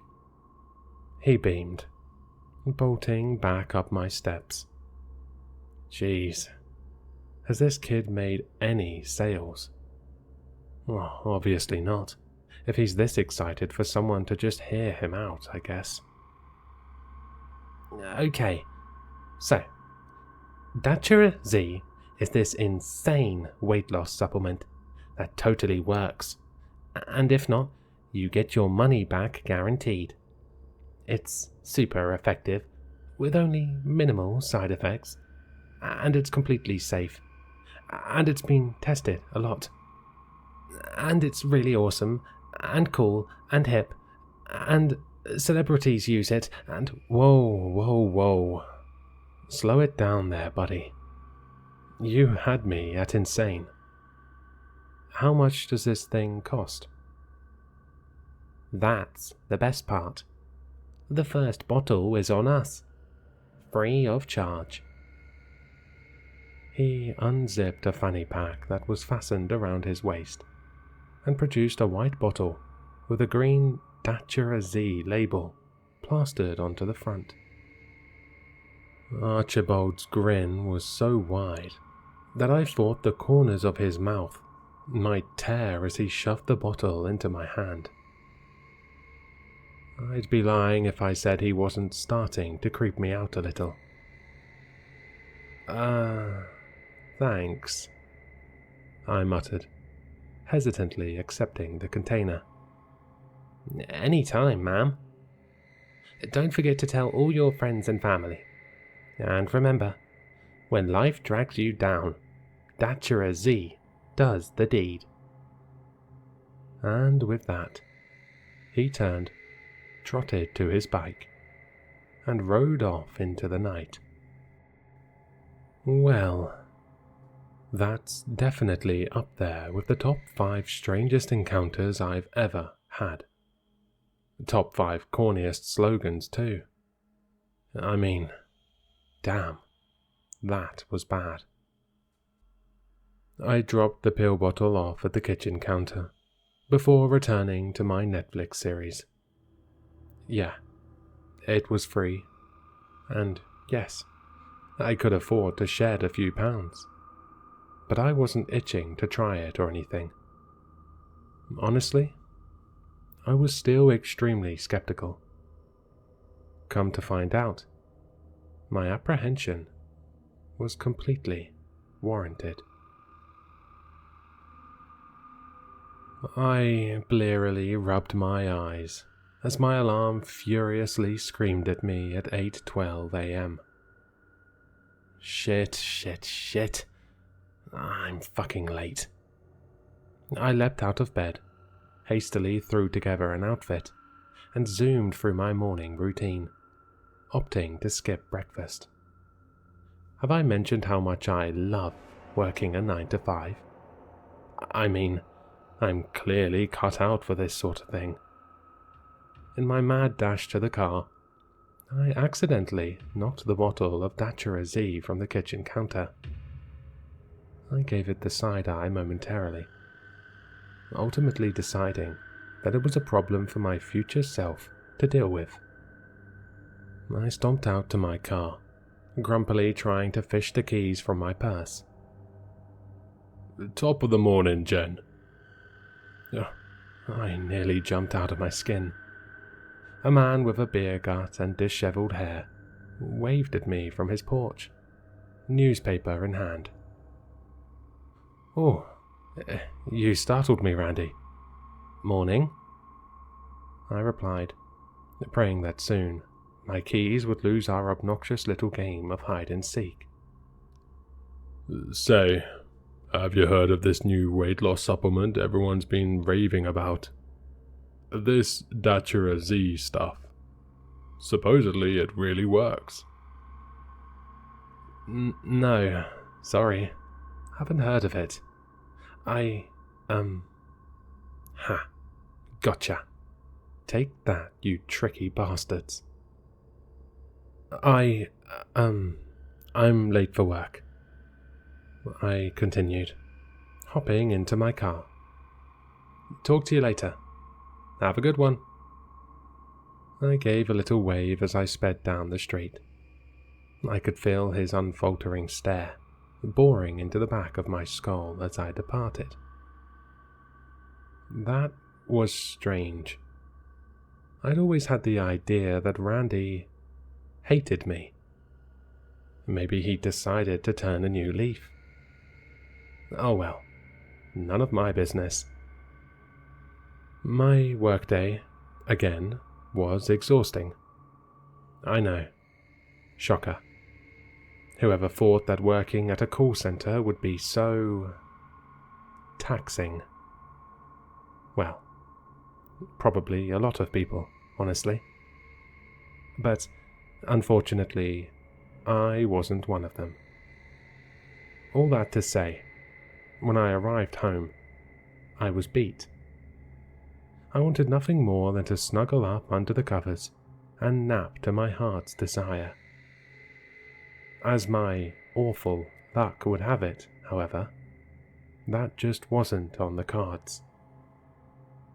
I pulled into my driveway and threw my car into park. I began to trudge up to my front door, head hung low, when a shadow suddenly engulfed my field of vision. I glanced up, brows knitted together in confusion. Randy? How's it hanging? Seriously, Jen, how's it hanging? Come on, get a grip, girl. Oh, it's hanging all right. All this extra skin from that weight loss supplement I've been using, that is. Randy lifted up his shirt to show me. I received an eyeful of loose, flabby skin, just hanging there. It took everything in me not to vomit into the flower bed. Yeah, I was happy for him. But a middle-aged man's deflated beer gut was the last thing I wanted to see at that moment. Oh, yeah, looks great, I said, flashing him a thumbs up. He miraculously put his shirt back down, grinning at me the whole while. You gotta try it, Jen.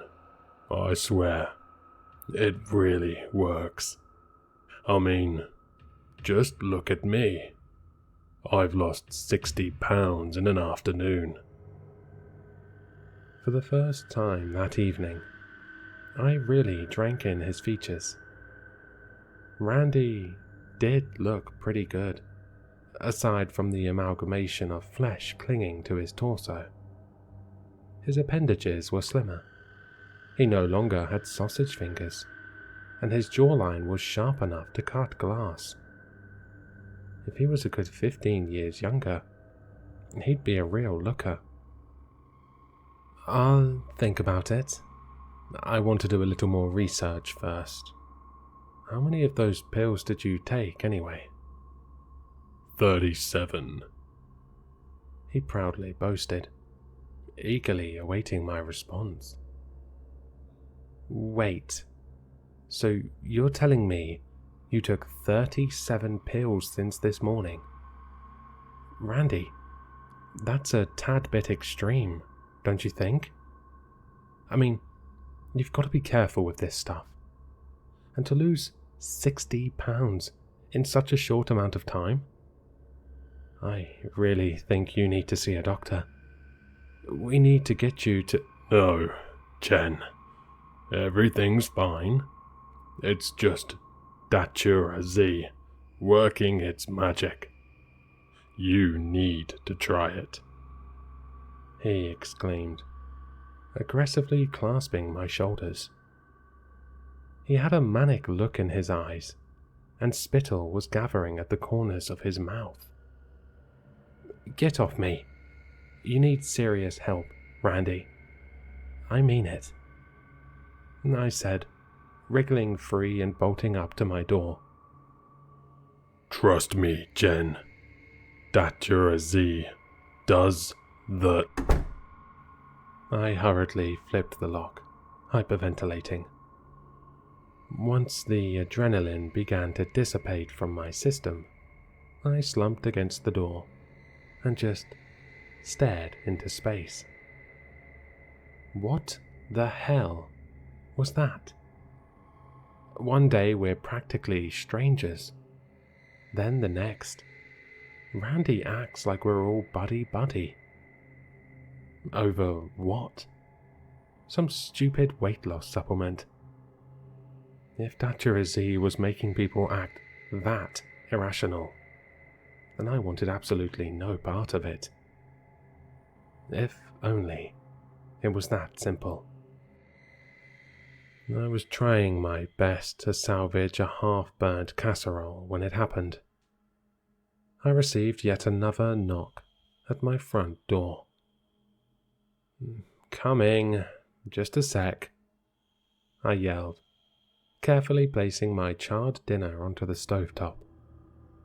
I nearly slipped on the stray Datura Z bottle that I'd forgotten to pick up when I'd left for work. Suddenly, I was a lot more apprehensive about answering that door.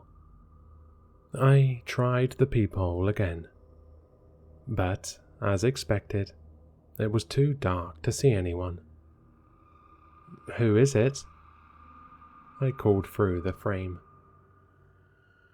It's John. You know, from down the street. Just wanted to know if you'd heard of this new weight loss supplement. My blood ran cold. John was wheelchair bound, and my front porch wasn't handicap accessible. There shouldn't have been any way for him to make it to my doorstep. Yeah. Sorry, but I'm not interested, I shouted back, slowly stepping away from the door. Oh. Don't be like that, Jen. We all know you could stand to lose some weight. Okay, first off, ouch. And second, I need you to leave, John. I really don't want to have to do this, but I'm going to call the police if you don't get off my property. Suit yourself, Jen. It's your loss. I could hear a muffled cackling emanating through the door, followed by a series of soft thumps. Curiosity got the better of me. I had to know. After a tense moment, I peeled back my curtains and scanned the streets for any sign of John. It didn't take long to find him. John's body was illuminated by the sickly yellow glow of a street lamp. He was lying flat on his stomach, dragging himself by his forearms. As I watched, his neck suddenly snapped towards me, sending dread coursing through my veins. His eyes, they were wide and bloodshot, a hint of insanity flashing across his pitch-black pupils. John smiled at me. His jagged teeth glimmered in the lamplight as he slowly began to heave himself back towards my house. I threw the curtain back into position and stepped away from the window. My heart felt as if it was about to leap right out of my chest. What the hell was going on with my neighbors? Why was Randy acting so friendly all of a sudden? Why was John crawling around without his wheelchair? None of it made any sense. I needed answers. I booted up my laptop and got to searching. It took hours of sifting through articles to even find anything of value. It seemed as if Datura Z was so new to the market that its manufacturer hadn't even begun advertising yet. That was strange. What I did manage to uncover was that the supplement was derived from the Datura flower, a plant that belongs to the same family as nightshade. In other words, its effects can be highly toxic. Okay, what the actual fuck? I knew this thing might not be safe, but jeez.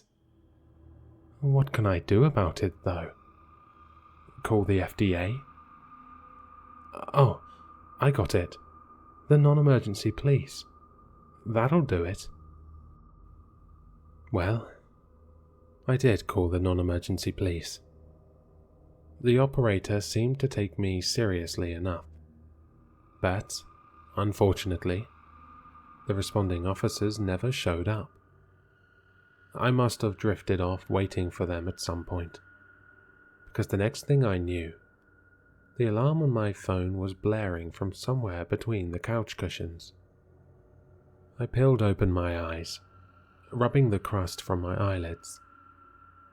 As I'm sure you've already guessed, I was, yet again, late for work.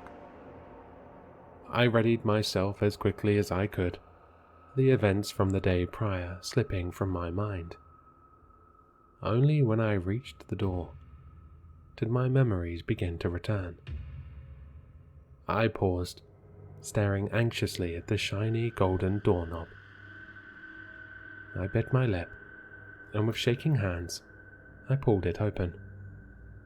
I trepidatiously stuck my head out and searched for any neighbors nosying about. I was relieved to find that no one was outside. Still, I wasn't taking any chances.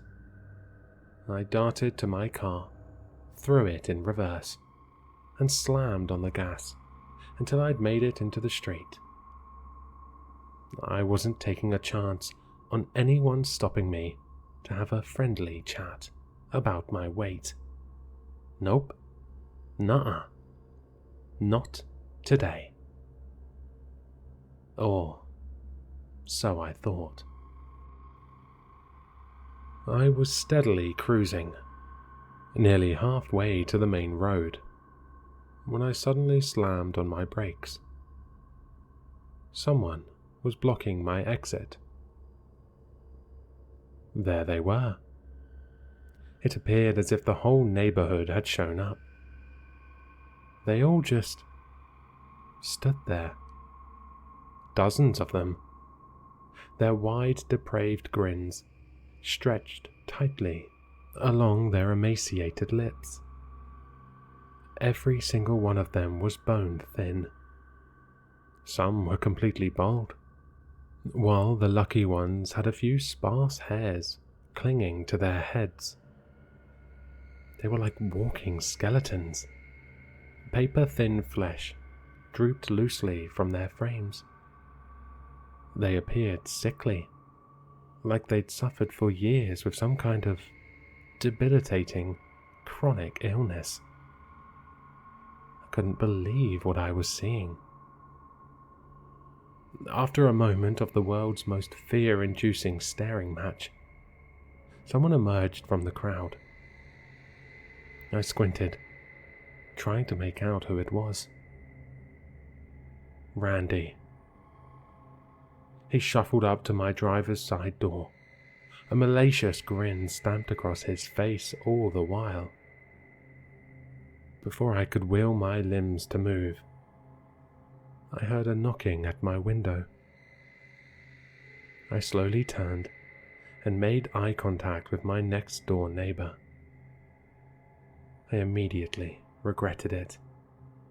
Randy's face was mere inches from the glass. He had become nearly unrecognizable from the horde of the people that stood before me. His face was gaunt, and his eyes were yellow with jaundice. I stifled a scream as Randy, or what was left of him, began to speak. Come on, Jen. You still haven't tried Datura Z? You really should give it a shot. I mean, just look at me. I'm down 142 pounds in a little more than a day. He rasped. He sounded as if he was on a solid diet of broken glass and rusty nails. No, I'm fine. Please let me go to work now, Randy. I really can't afford to be late again. I squeaked, averting my gaze. Randy began to cackle maniacally. The entire crowd followed suit, a cacophony of monotone laughs erupting into the air. And then, silence. I trembled violently as I turned my attention back to Randy, gripping the steering wheel for dear life. He smiled sadistically at me and said, That shouldn't be a problem. We'll make this quick. My eyes grew wide as dinner plates as the crowd of skeletons began marching towards me. My fight or flight finally kicked in, and I did the only logical thing I could think to do. I floored it in reverse. Once I was far enough away, I pulled a 3-point turn and beelined back to my house. I would have driven straight to the local police station if I had a chance, but all my exits were blocked. The horde was making progress by the time I shut myself inside. They were still a ways down the road, but gaining on me quickly. I locked every door and window in the house, and immediately called 911. I told them that there were intruders breaking into my home, and that I needed police services pronto. And that leads me to where I am now. I've barricaded myself in my room. I've blocked all entry points. And I'm huddled in the closet. It's complete pandemonium outside.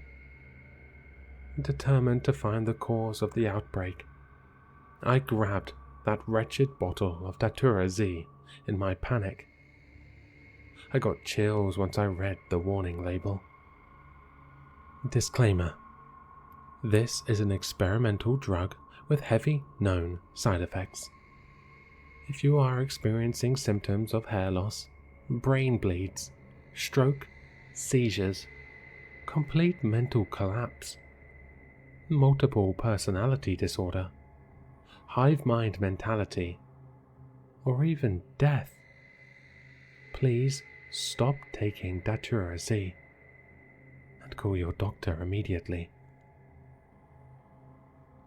As far as I know, this is contained to just my neighborhood. I don't think anyone from outside my gated community has been affected, but I can't be sure. They've broken into my house now. I can hear them outside my door. Now, all I can do is pray that the cops get here before I'm turned into one of those mindless husks. Please, if you're hearing this, I'm begging you, no matter what you do, stay far, far away from Datura Z.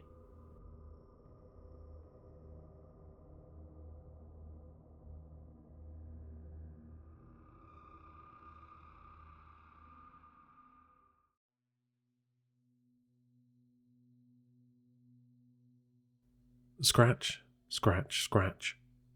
Thunk, thunk, thunk. That's Pepper at the back door. Oh, shit. I lurched forward from my sleeping position and swung my feet from the couch to the tiled floor of the living room. My phone, which must have been laying on my chest while I napped, catapulted towards the end of the couch, where my feet rested a second ago. I was standing before my eyes fully opened. How long had I been asleep?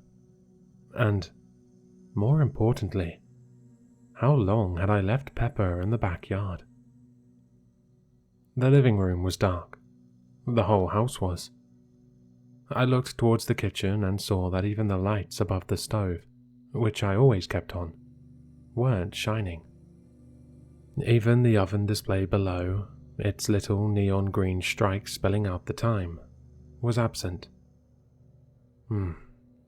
The power must be out.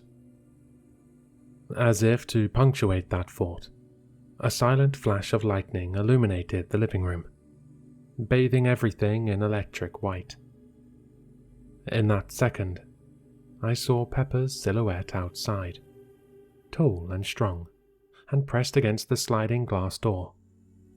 His sleek, muscular, Doberman build propped on one back leg. He'd lost the other to an infection last year, and padding urgently at the door. Scratch, scratch, thunk, thunk. That obnoxious, oversized collar I'd gotten him tapped against the glass as he poured, begging to be lit in from the rain. It's raining. He's been out in the rain for God knows how long, and I've just been laying here sleeping without a care in the world. I stepped across the living room to the door, still in that hazy place between sleep and wake, fueled by muscle memory and instinct instead of conscious thought. But without the need for light, because this little jig was common to me. 3 steps, hand to handle, pull right. Pepper barrels in or out. And he did. As soon as the gap between the door and the frame was big enough, Pepper squeezed through into the living room. Instead of launching straight onto the couch upon re-entry, which seemed more a rule than a routine at this point, he hightailed it past me, turning sharply where the little breakfast bar ended, and into the corridor which ran through the kitchen and into the dining room, nails clicking on the tiles as he went. Then came a creak. The basement door swinging outward, undoubtedly nosed open by a sopping wet Pepper, followed by quick, hollow thumping as he descended the haphazard wooden stairs into the unfinished basement. A roar of thunder crashed through the half-open sliding glass door, and I slammed it shut. The entire series of events, waking up, noticing the power was out, letting Pepper in, and hearing him scurry down into the basement, had probably taken 25 seconds from start to finish. But now the urgency had bled out of the situation, and I stood alone, or so I thought, in the living room, rubbing the last crumbs of sleep from my eyes, and ready to rejoin the world of the entirely awake. He must be real upset with me. I began brainstorming ways to make it up to Pepper, to apologize in dog language for leaving him out in the rain. And all of them started by coaxing him out of the basement with a handful of treats. The dried salmon skin, probably. Stinky, high-reward stuff. It was nearly pitch black in the living room, and my eyes hadn't yet fully adjusted. I moved back towards the couch, leaned forward and plopped an open palm onto the cushion, sliding across the fabric in search for my phone. Its flashlight would help me find the treats, and the treats would get Pepper out of the basement and into a warm towel. My hand groped across the center cushion and down towards the far side of the couch, where my feet had been resting a moment ago.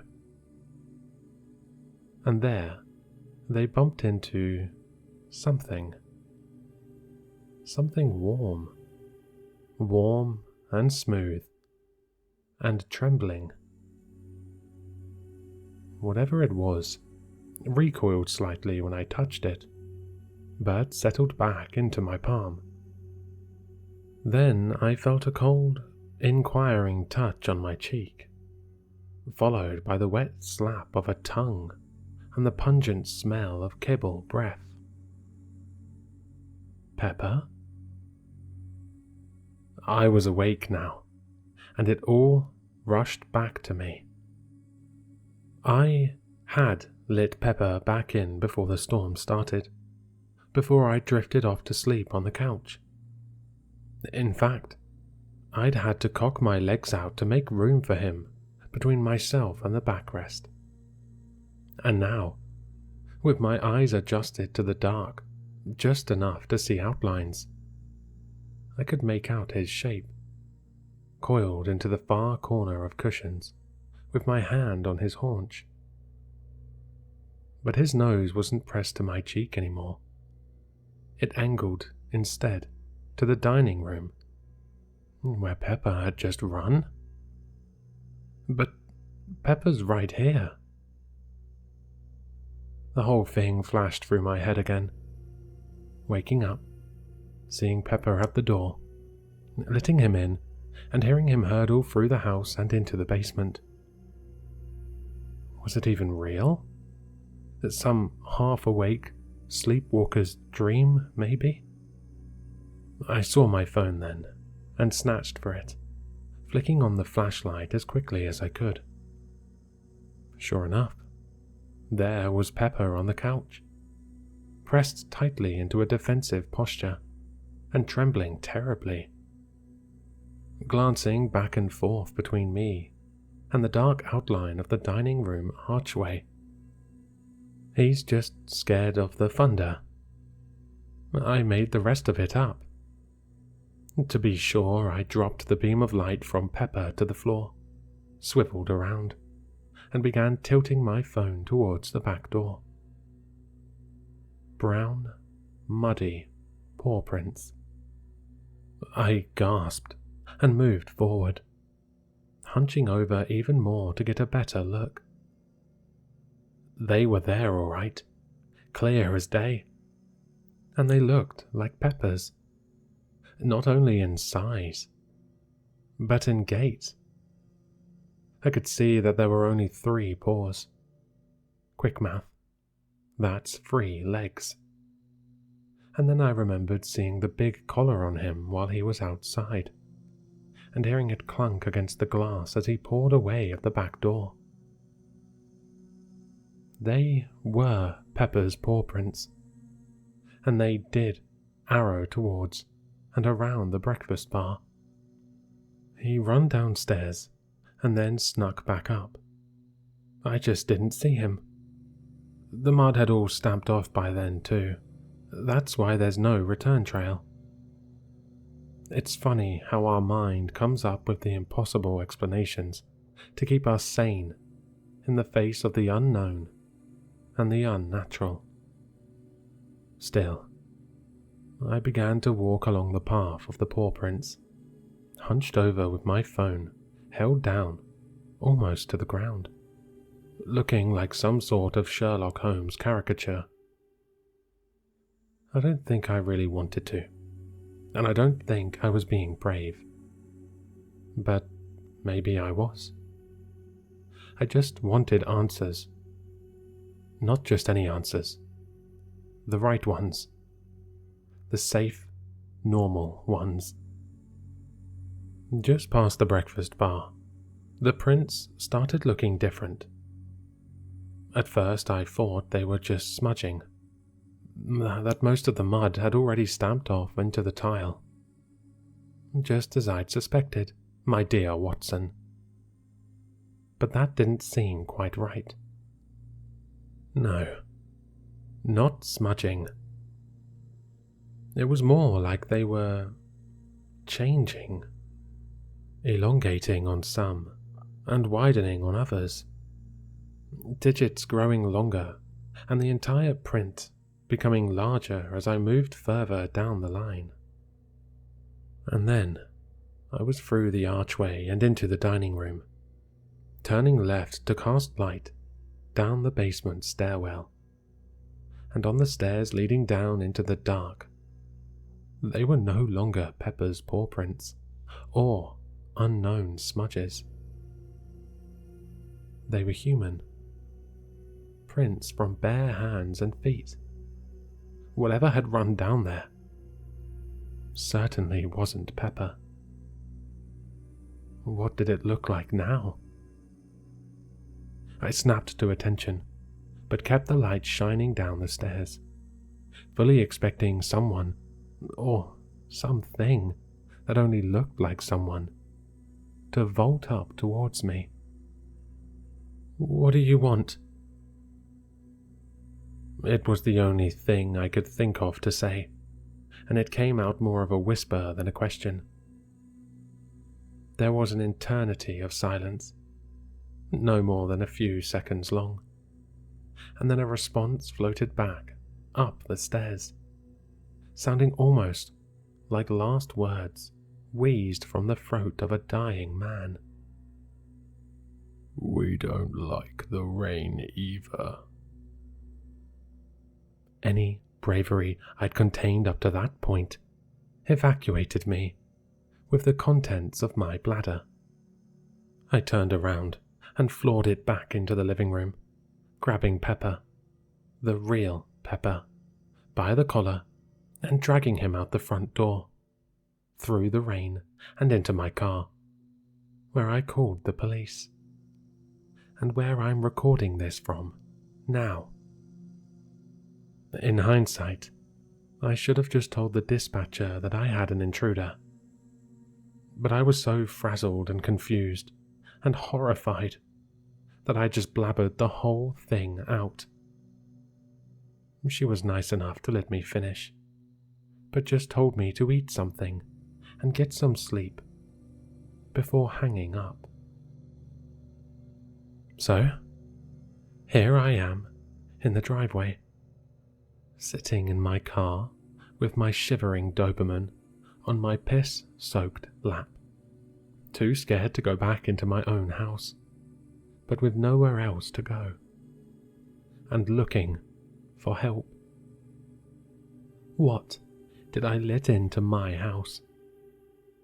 And how do I get it out?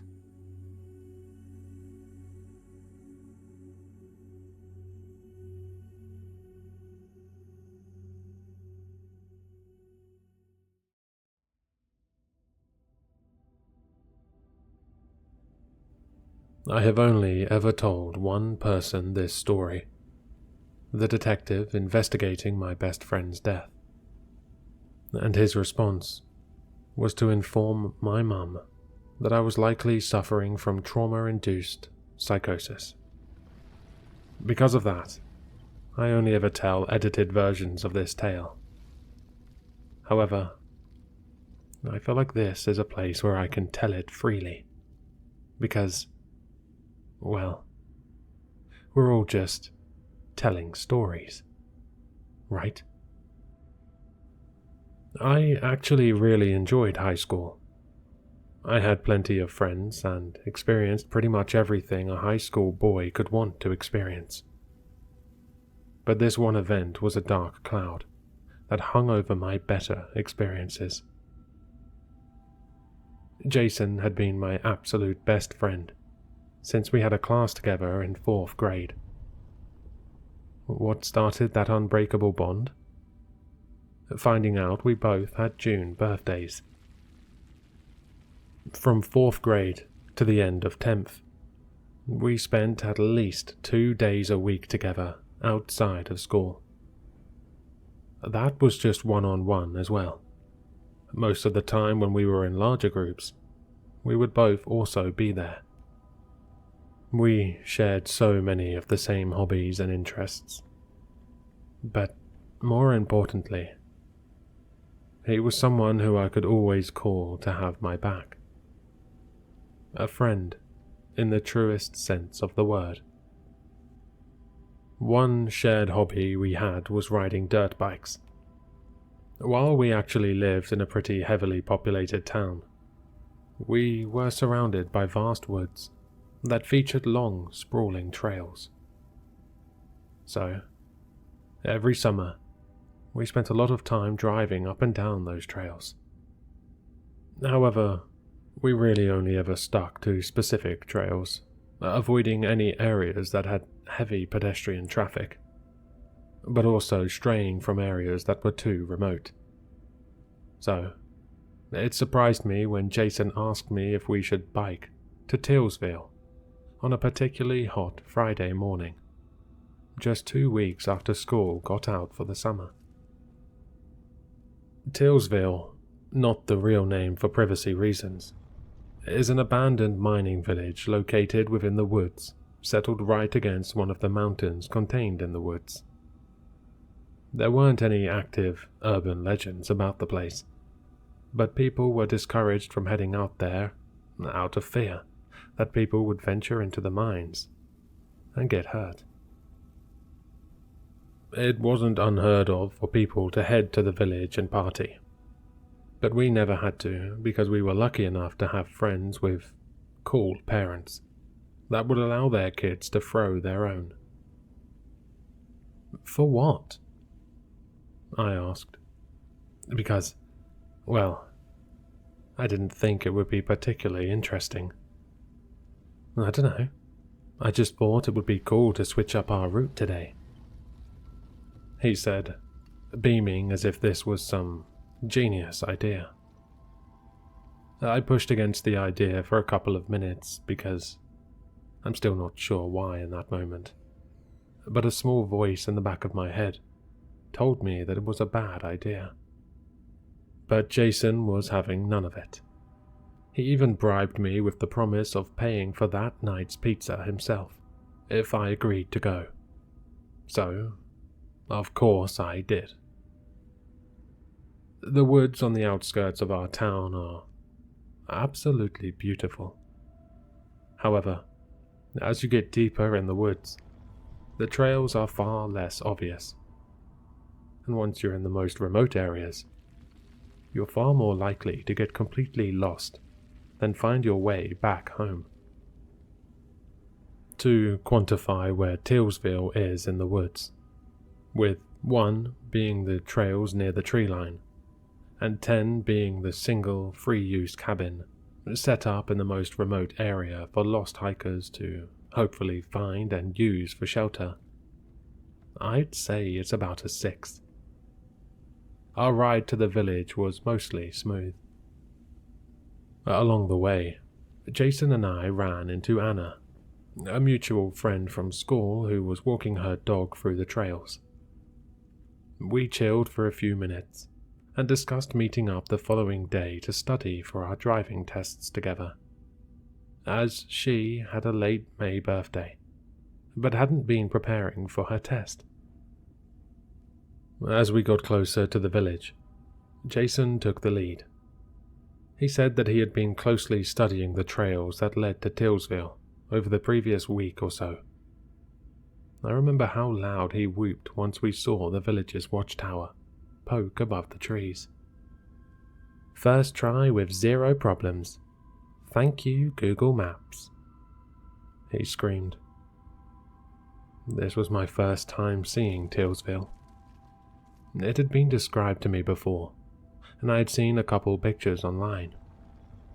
But actually visiting it was a whole different experience.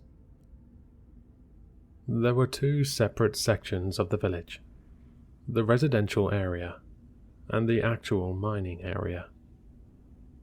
The residential area consisted of about 12 abodes in various states of disrepair, set up in a sort of cul-de-sac. Jason rode right up to the one closest to the edge of the village, and before I could even get off my bike, he was heading inside. I remember stepping inside, and for some reason, feeling incredibly sad. It was a small house, and was pretty rotted, but you could see that it was once loved. "Dude, check this out," Jason said, pointing to a picture frame. We were shocked.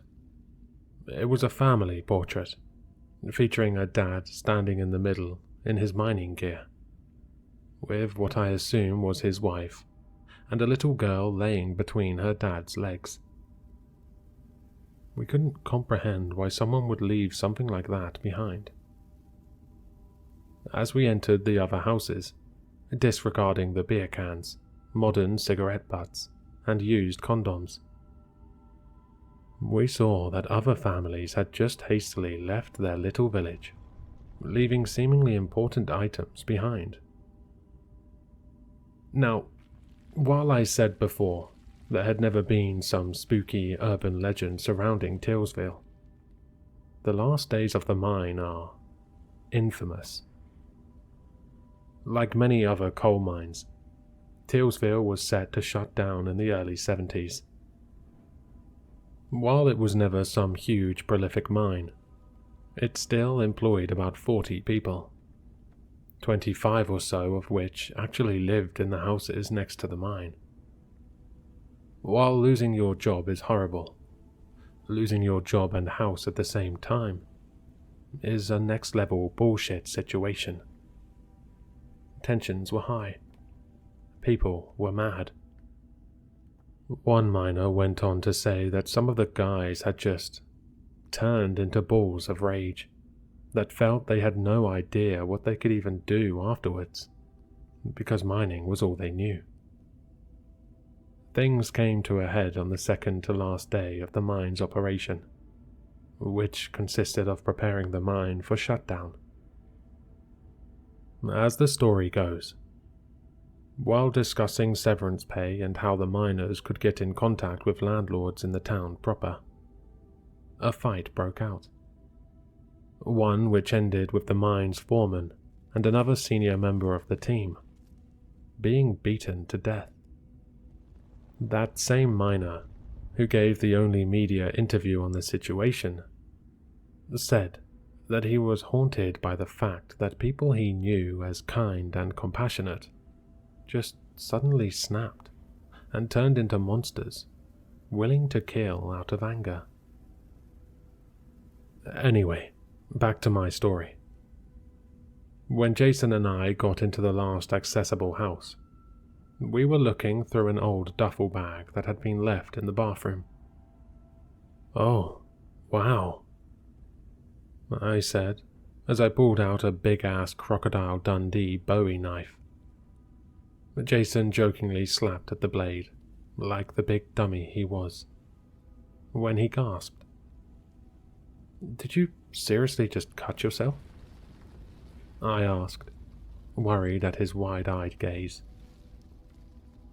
"I think someone might be out there," he said flatly. From where Jason was sitting, he could see out the bathroom, through the living room, and slightly through the doorless entrance. I whipped around. "Where?" I tried straining my eyes to see if I could confirm this, but saw nothing. Then, out of nowhere, Jason snatched the knife out of my hand and rushed out of the house. "What the hell?" I shouted as I followed him as he stormed off toward the back of one of the adjacent houses. Jason slowed as we reached the back corner of the house. He turned and gave me a "ready?" look. Though I definitely wasn't. I nodded. We both turned the corner at the same time and breathed a sigh of relief in unison at the sight of an empty, overgrown backyard. "What did you think you saw? A person? An animal?" I asked him. "It doesn't matter. Let's see the mine," he responded, brushing off the question. Though he had regained his usual goofy composure, it was weird to me that he just completely ignored the question. But, wanting to appease him, I dropped it and we headed off toward the mine. All that was left of the actual mining area was a flimsy watchtower, half of the mill, a storage warehouse, the pump shed, and the hoist house headframe. But there was also a separate entrance into the mine that was out in the open, and, showing the low IQ of my fellow townspeople, the fence that had been erected to keep people out of the mine had been torn away. Now, I was actually interested in seeing the mill and headframe, but Jason was making a beeline for the entrance to the mine. "Wait, you actually want to go inside?" I asked, trying to keep up with him. "I mean, yeah. My brother went to a party inside just last year. It's not like it's going to collapse the second we step inside, idiot," he remarked, not breaking his stride. "Now that you've said that, that's exactly what's going to fucking happen," I responded, only half joking. The closer we got to the entrance, the more I felt something. I don't know how to describe it other than to say that the mine had an aura about it. I don't know if it was exactly an aura of danger, but for me, it simply felt oppressive.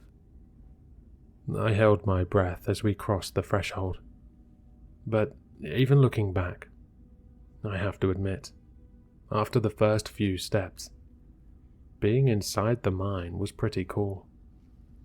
I mean, the whole time we were inside, my brain was screaming danger. But at the same time, I was enjoying it. The first 30 or so feet of the mine was a straight shot. We hopped around the tracks on the floor, and even had a contest to see who could balance on the edge of the tracks the longest. Then, the mine broke off into 3 different paths. The first 2 sloped downwards. The stairs beside the tracks alternated between wood and stone that had been carved into the actual ground. Past a certain point, the downward paths led to murky black darkness. While Jason had brought 4 different flashlights, at that moment, it felt like they couldn't have even penetrated such an absence of light. The third path was a short one that led to a large hollowed-out stone room that had probably been used as a break room. I took the initiative and walked into the room, before Jason tried dragging me to hell. The room was pretty big, and sadly, was full of trash and graffiti. "Holy shit!" Jason shrieked, staring at the ground. I knew I was going to be annoyed at his discovery, because the jolt that his shriek gave me nearly stopped my heart. Jason bent down and grabbed something. "This has got to be Mark's," Jason said as he held up a beer bottle. Indeed, Jason was holding some shitty microbrew IPA that I had only ever seen Mark, Jason's older brother, drink. "Put that in the bag. Show it to Mark to prove that we actually went here," I said.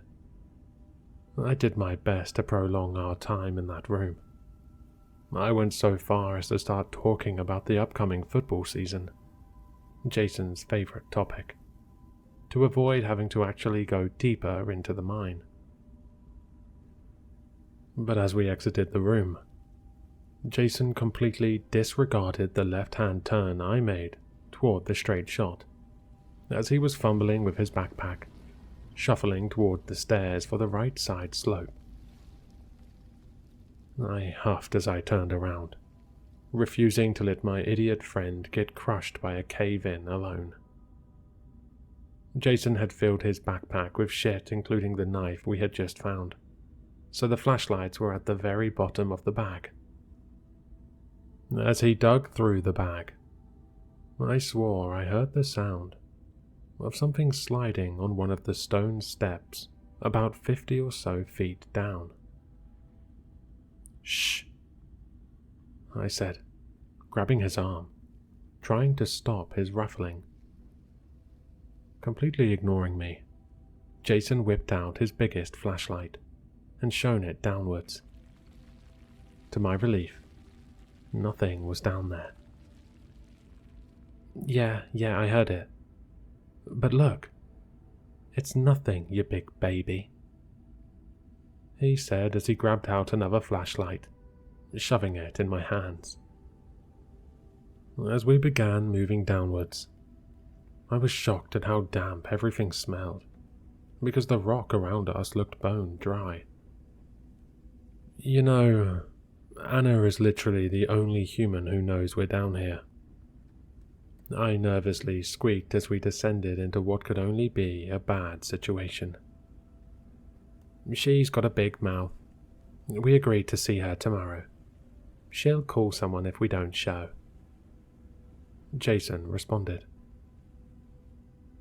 That wasn't entirely true. While we were in one of the houses earlier, I had used the bare bones reception I had to tweet, checking out Tillsville, just in case, but was planning on deleting it once we left. Eventually, after about 3 minutes of walking, I once again heard a sound that definitely wasn't coming from us. This time it sounded like there was another fork in the track, and the noise was coming from the right-hand side. However, this wasn't the same sliding noise. It sounded like running water. I froze in fear, hoping that the sound would pass, to not rile Jason up. But he clearly heard it, because he started bounding toward it. As he began rushing down, I turned to my left, and of course, the words, "There's nothing for you down here," were spray painted on the opposite wall.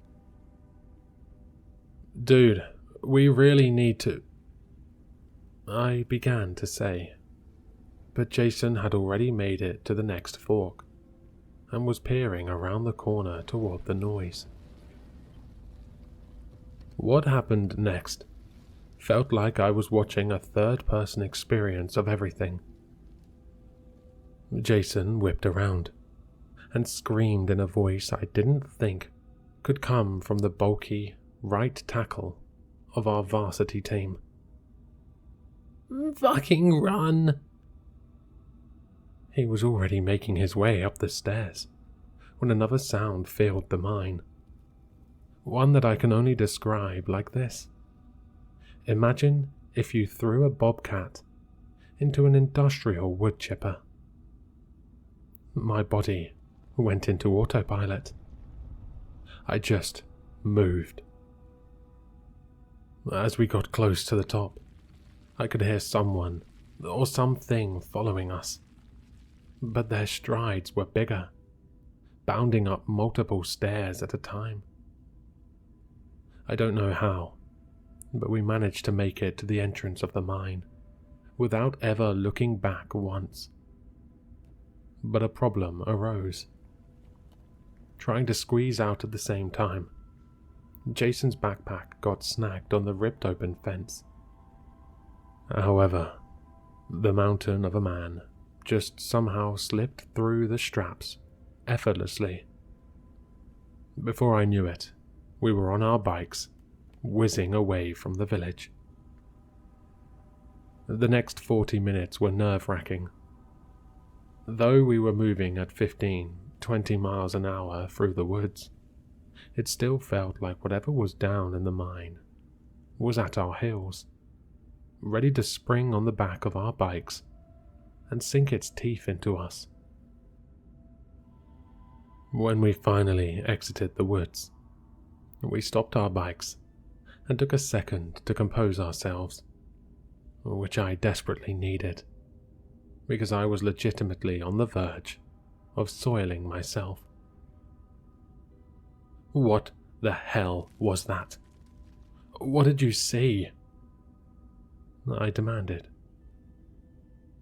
"You're going to hate my answer," he said, grimacing. "Why?" I was angry, but I shouldn't have been. Being angry didn't make any sense, but I was just that scared. Because I don't know. "What the hell do you mean you don't know? You were the one who told me to run." "Yeah, I did. But dude, I don't know what it was. You're going to beg me to describe it. I get it. But I don't know. I just knew that what I was seeing was bad." He shuddered as he said this. The colour drained from his face, as he clearly tried to make sense of what had just happened to us, what he had just seen. I was about to demand more details, but Jason spoke again. "Shit.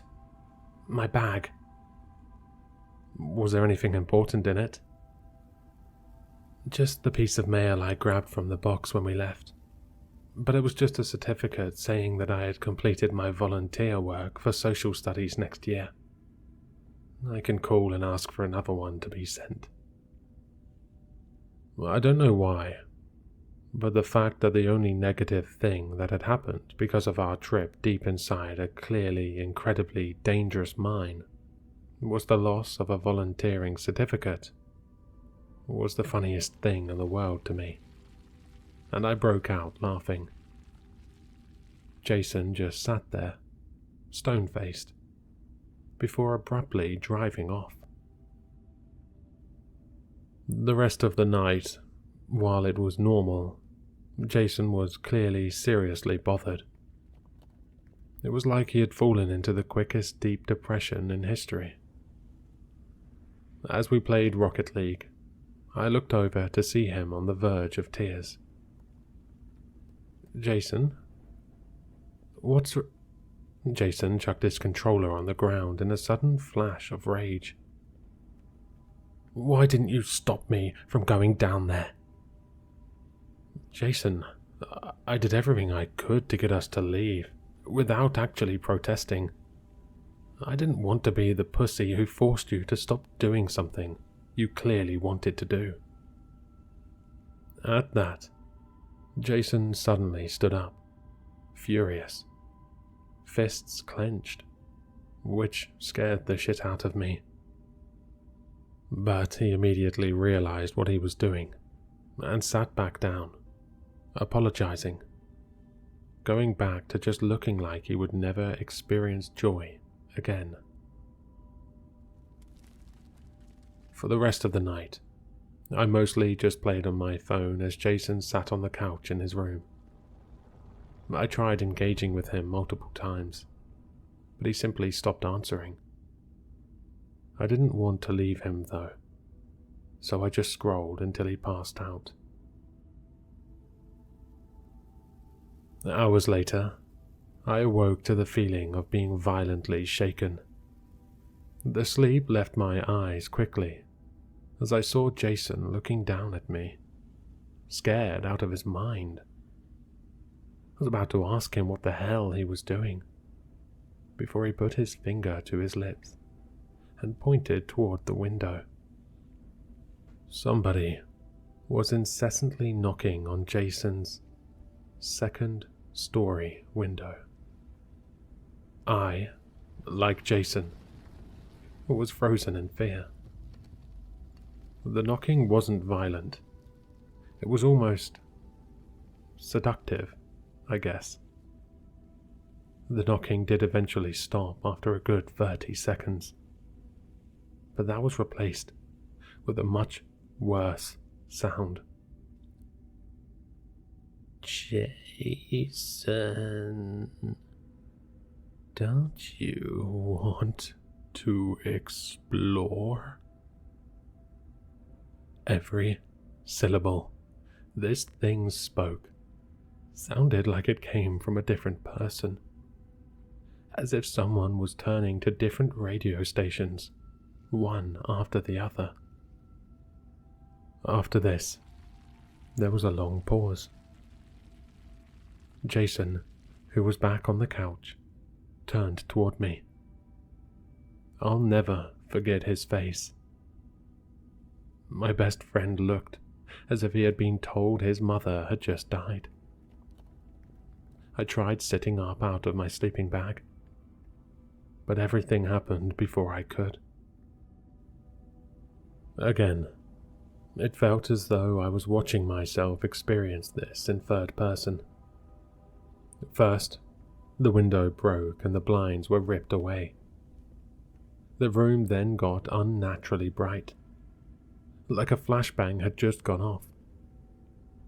Jason shrieked in terror, the same tone he had used as he told me to run in the mine. Then came that noise again, a high-pitched industrial squeal. Finally, I saw a boot, a foot, a paw, coming down at my face. Then, nothing. The next thing I knew, I woke up seeing red, and my eyes were stinging like hell. I wiped the blood out of them, only to be met by the sight of Jason's parents, standing in the doorway, looking at the far wall, screaming. But I couldn't hear them. I only heard the crunching of my broken nose as I moved.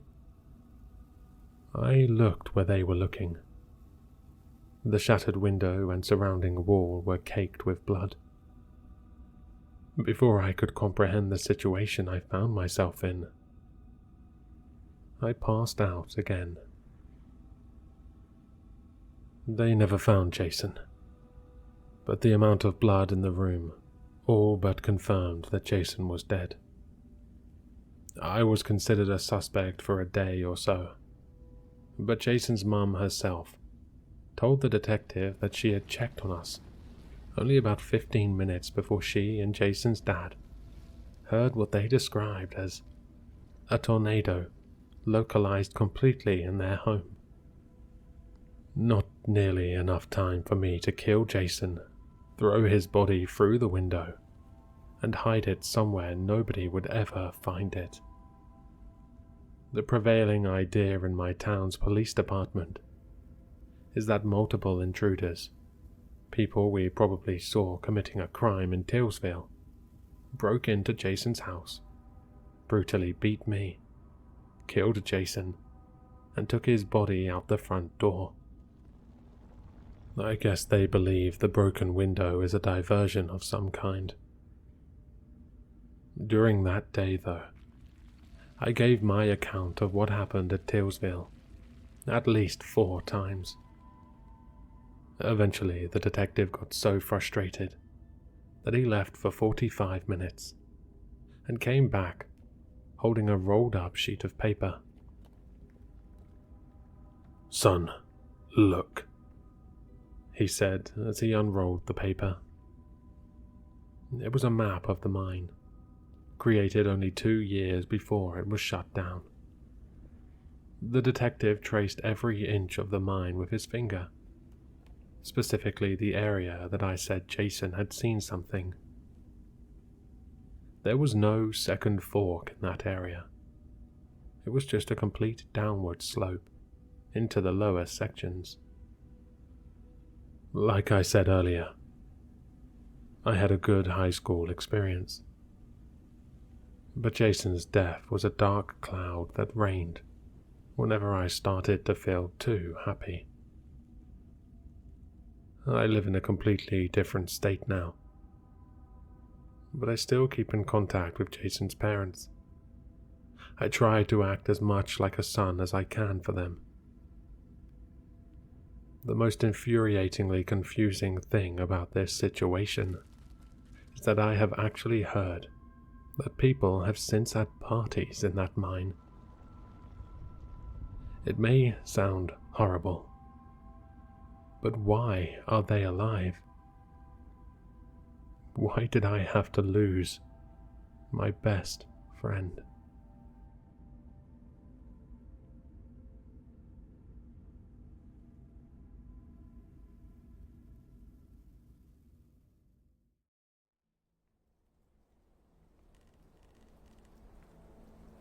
To begin with, I refuse to admit to any claims suggesting that I'm a bully. I am not. While there have been things that I've done that I'm not proud of, overall, I consider myself to be a person of good standing. I used to joke around in my high school years, something I now heavily regret. It gained me popularity. It helped me woo women. But now, I am at a loss reconsidering my choices after a joke completely ruined my life. I suppose you'd want to know exactly what happened. I found myself sharing the same language class with this girl, Lydia, who occupied the seat in front of me, constantly blocking my view of the board with her straight, broad shoulders. Being in a high-level language class came with certain disadvantages, one of which was the lack of classmates. forcing me to do activities with her. I don't want to sound hateful, but for someone not so competent, she was irritatingly obnoxious. She had a large hooked nose that didn't fit her bloated face, constantly wore nerdy black glasses, despite the existence of contacts, and sported a never-changing, out-of-date, mushroom head hairstyle. I had never even seen her change out of the emerald green turtleneck she wore to class every day. I doubt she ever washed it. Seeking to lighten up the mood in class, I often turned to joking with her. While she never directly commented on my jokes, she usually huffed out a few chuckles.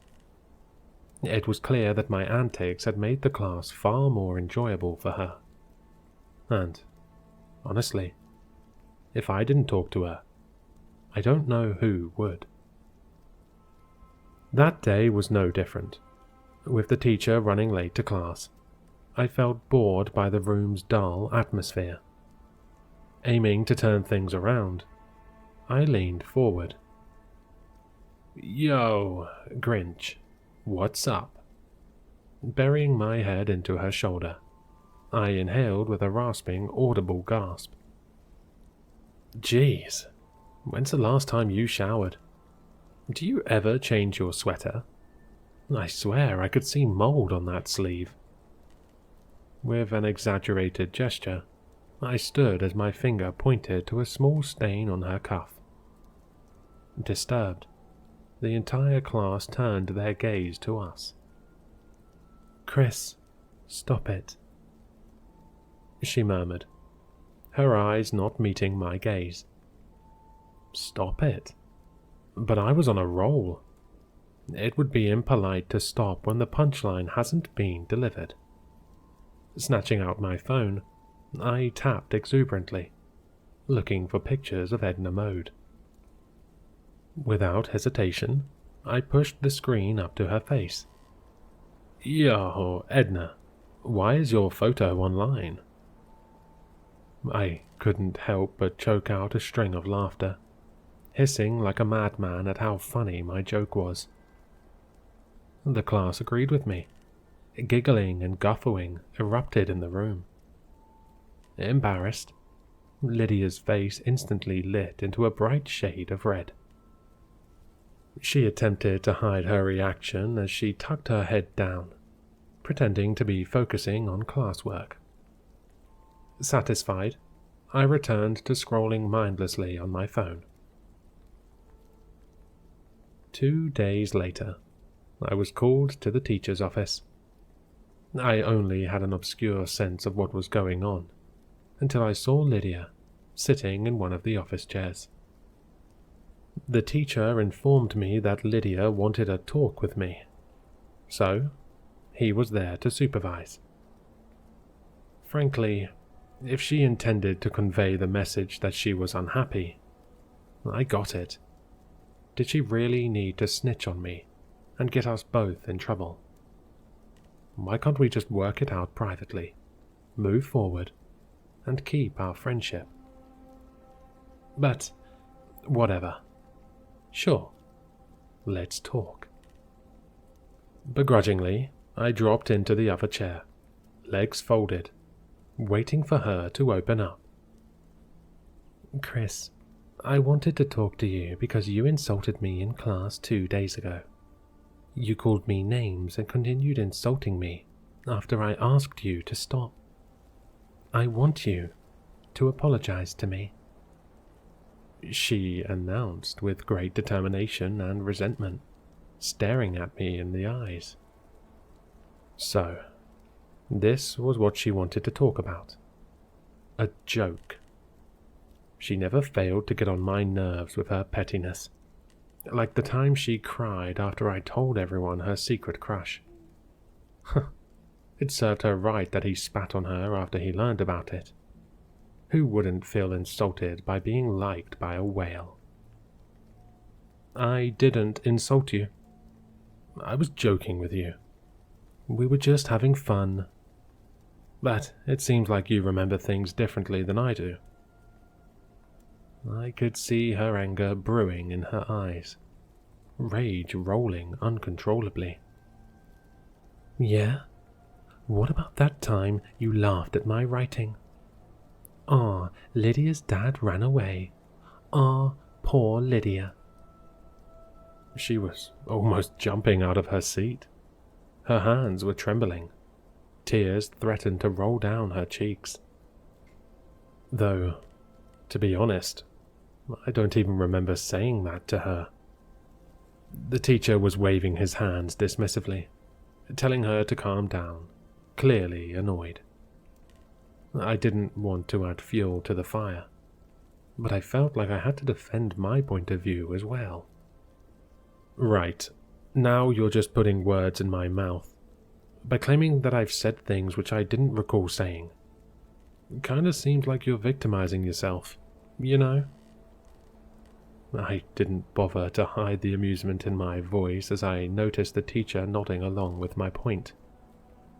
Her mouth gasped in disbelief as she shook her head, her lips twitching in frustration. So, not only do you refuse to apologize to me, but you also deny that you've ever said those things to me. Her brown eyes narrowed into slivers that appeared almost defeated as her accusation rang through the office. I'm not denying anything. I'm saying I remember it differently than you do. Red in the face, she dragged out an ugly smile, going mute as she stared at me, dead in the eyes. Not knowing how to react, I maintained an indifferent, carefree look, attempting to lessen the tension. Well, she finally started after our long, silent standoff. Her tone chilled to a degree so serious and solemn that it made the hair on the back of my neck stand on end. Since your memory is so awful, I'm going to show you something that you won't have trouble remembering. Her shoulders relaxed, her body sinking back into her seat. It appeared like she was almost at ease. You'll live your life in peace, not knowing what it is. But if you mess with me again, and I mean ever again, I'm going to show it to you in a way you'll never live to forget it. I will ruin your life in every way imaginable. Finishing her statement, she slowly rose, striding out of the classroom, leaving me frozen in my chair, contemplating blankly on its implications. Her calmness transmitted a slightly uneasy feeling that swelled in my chest. But surely someone so delusional was only capable of making empty threats. The teacher promised that they would make sure no harm would come to me, mentally or physically, and that Lydia would receive detention for threatening a fellow classmate. Despite knowing their general inactiveness, it still filled me with a thrilling sense of justice over her uncorroborated accusations. Due to Lydia's outburst, I walked away punishment-free. In the following weeks, I worried that being in her same class would result in awkward interactions. However, she remedied the situation by straight up ignoring me. Whenever I was to appear in her view, she turned quiet, eyes darting around, head turning in all directions to avoid eye contact with me. Being the bigger person that I was, I chose to greet her when I passed her seat. She ignored my greetings as well.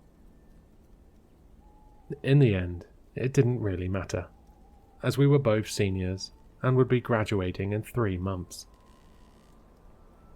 After high school, I moved on with my life. Though never achieving anything grand, getting into a nice university alone contented me. The switch of environment and the hustle-bustle of the big city hit me in such a frenzy that I soon forgot about the existence of Lydia completely. Moving to college, I joined a frat and quickly became well liked among the guys. My sense of humor helped me win over the hearts of a handful of ladies. One of them, Bella, especially adored me, to such an absurd extent that I dare say she idolized me. After we first met, she put in huge efforts, going around asking what courses I was taking, just so she could join my classes and accompany me. Since I didn't enjoy cooking for myself, she did the cooking for me. There wasn't a single day where I don't remember her preparing delicate lunchboxes for me. Sometimes she would even book dinners at fancy restaurants, just in case I got bored. Although I turned down her pursuit a couple of times, as I was busy chasing some other prettier girls, in the end, she was so persistent that I had to say yes. I showed her off to my friends, flaunting at how obsessed she was with me. Most of them envied me. Others were obviously jealous. Still, it didn't stop me from comparing her publicly to other girls around me. I often boasted about her having nice assets, a rounder bum, a prettier face, often earning me irritated looks. However, our relationship wasn't perfect. There were aspects of Bella that displeased me. For a while, she was so trapped in her own head that her oversensitivity plagued her into deleting all of my female friends' contacts. Well, a girl can't be perfect. With her by my side, college passed by like a whim. I spent most of my days killing time in drinking games and having intercourse with Bella. It surprised me that, for a college chick, she was pretty good at it. She was very experienced and showed me a thing or two. I got turned on by her every gaze, as I've never had anyone scream so loud. After graduation, a small company contacted me, and I quickly became one of their salespeople. With my charismatic personality, I charmed my way through the ranks and became someone quite significant at the start of my 30s. It was to my joy that Bella's love for me had not diminished the slightest. We settled down a few years after college. I married her in a small wedding, and not long after, we had our first child. Generally, the way she ran our domestic sphere was impeccable, always presenting her best self during our regular weekend parties at home with my colleagues. It would be impossible to weigh the amount of love I had for her and our child. James was the cutest, most imaginative kid I had seen. He would often wake Bella and I up late at night, complaining about red-eyed monsters in his closet. A few years later, I received another promotion. To celebrate, I hosted another party at my house. We spent the night drinking and dancing. However, at that point, I'd already grown weary of these repetitive social interactions. The conversations were shallow, and the drinks tasted like piss. During one of those games, as punishment for losing, one of my colleagues dared me to call the most unattractive girl back in high school and fake a love confession to her. It sounded childish to me, and I wanted to refuse, waving my hands in protest. But Bella egged me on, pouring alcohol down my throat, even calling me a pussy. Annoyed, I flipped through my yearbook, searching for some hideous abomination to phone. Zoe, too blonde. Janelle, not fat enough. Emily, not that geeky. Lydia. Oh, Lydia. That pathetic whale. She was the perfect pick. Pointing at her yearbook photo, people were already laughing.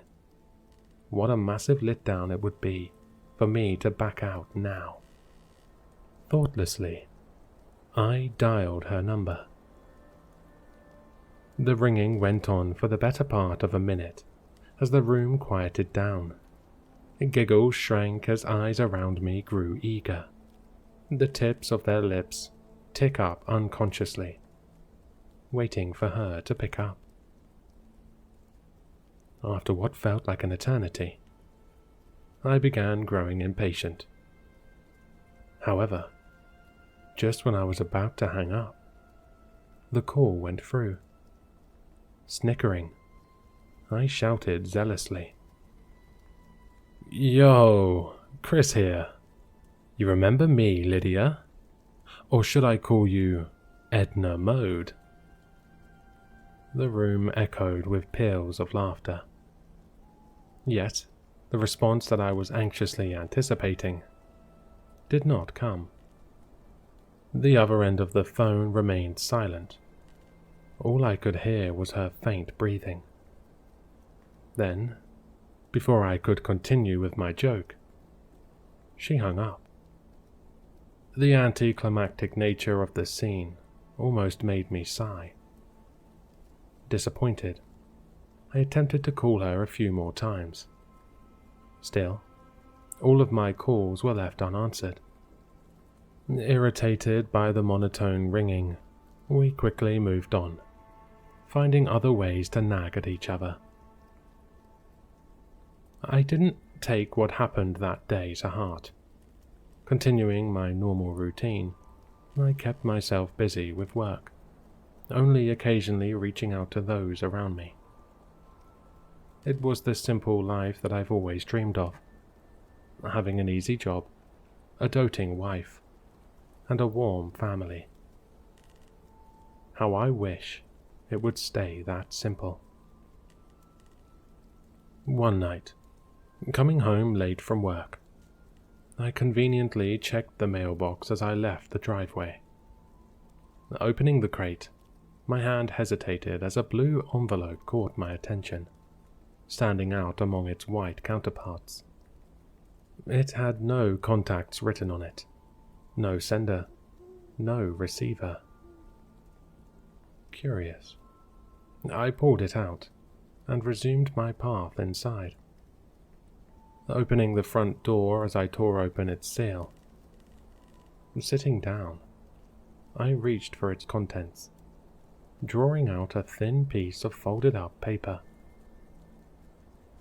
When my eyes scanned the words DNA test report printed at the top of the page, my head went blank. But before my mind could conjure up any horrifying implications, I read on. Child, James Cooper.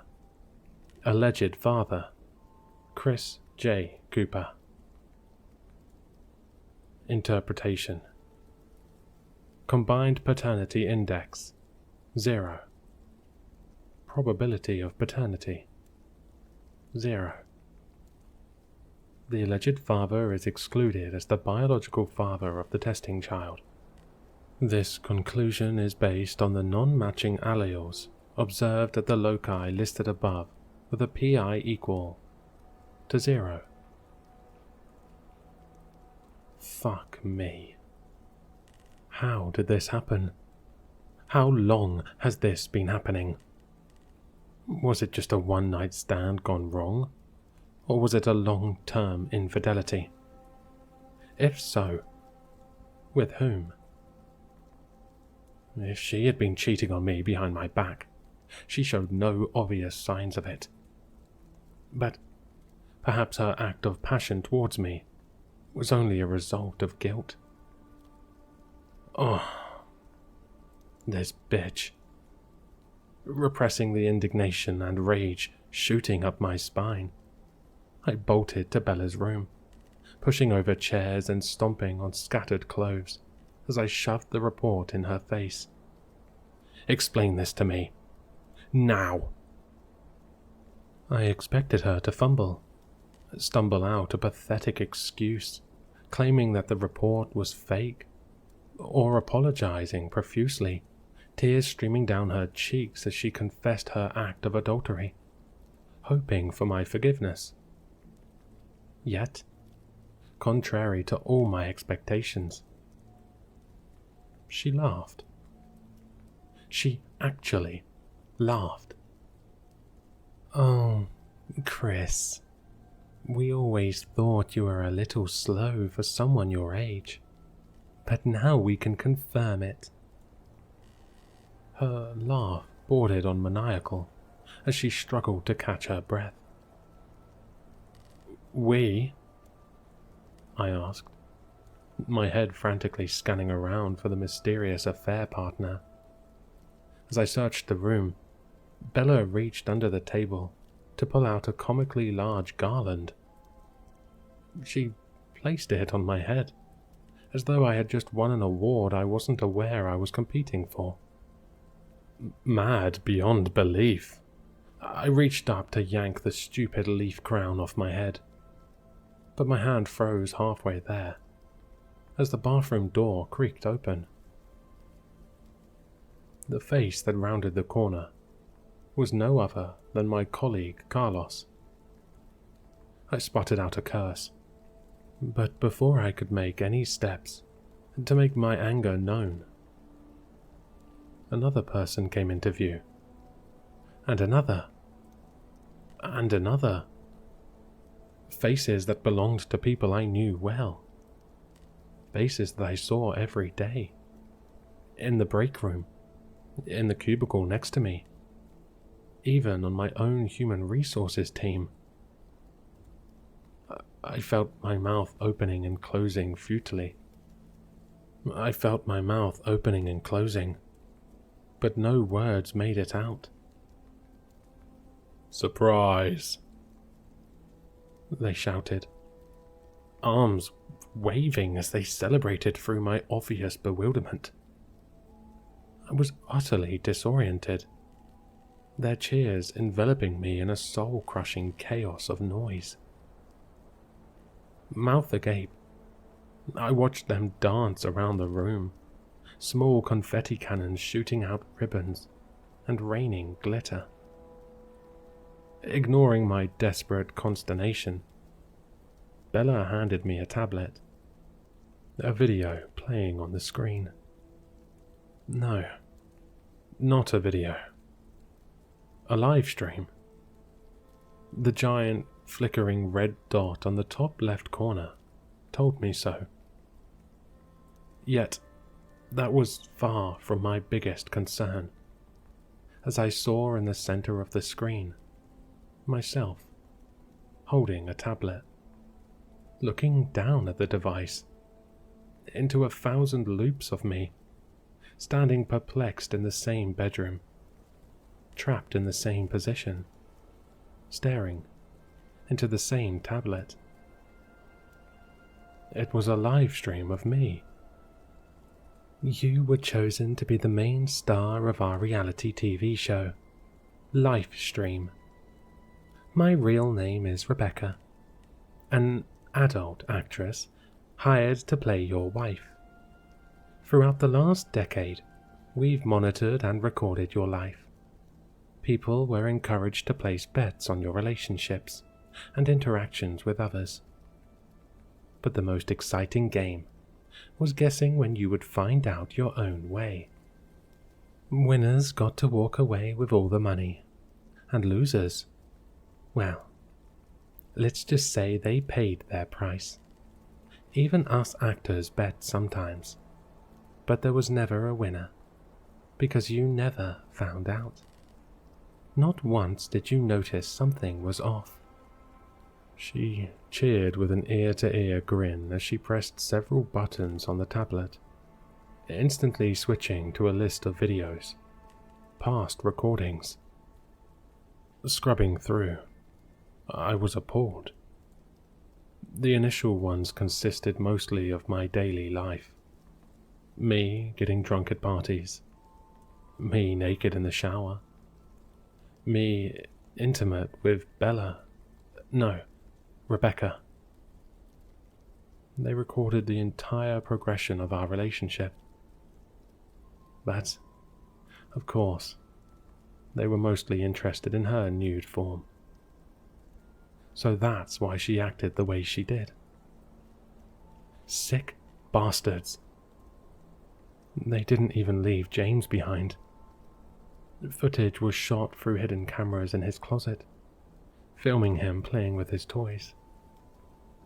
Then, as the dates of the videos became more recent, their contents became more horrendous.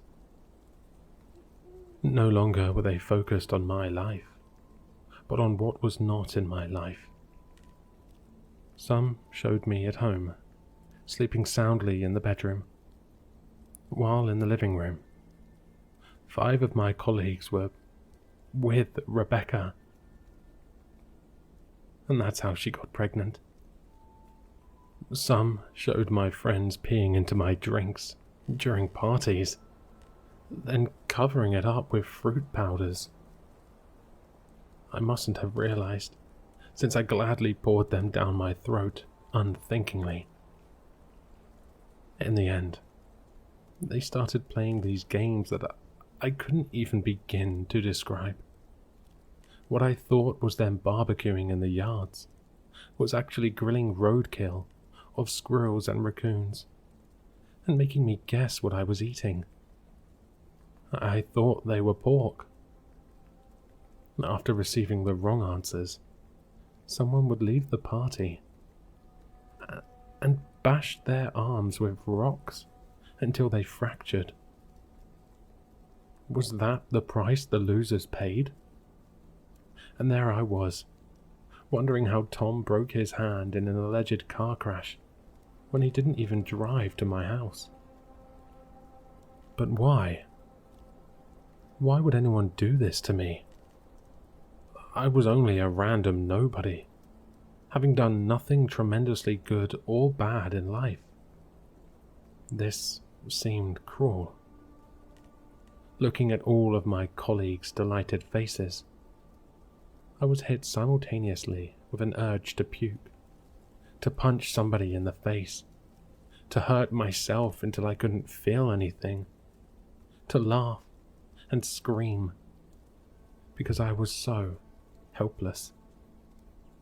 It was cruel to ruin someone's life like this, telling them that their life for the past 10 years had been nothing but a lie.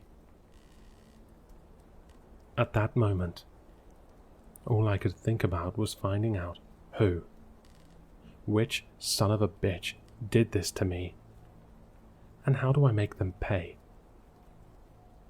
Scrolling frantically through the page, I saw some familiar names. Jerry White, the nerd I mocked during frat party hazing. Emma Fowler, the neighbor girl I isolated when I was a kid. Kobe Owens, Arthur Stewart, Kaya Rowe. So many people that I've alienated in the past. Then one name caught my eye. Adel. There was no last name, no description linked to it, making it look like a pseudonym. A-I-D-Y-L. How strangely familiar.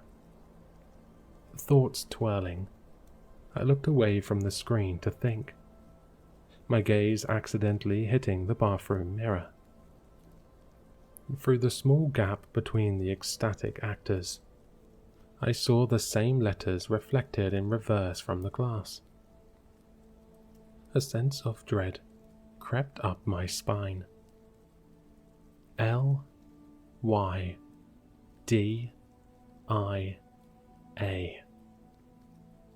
Lydia. Oh, God.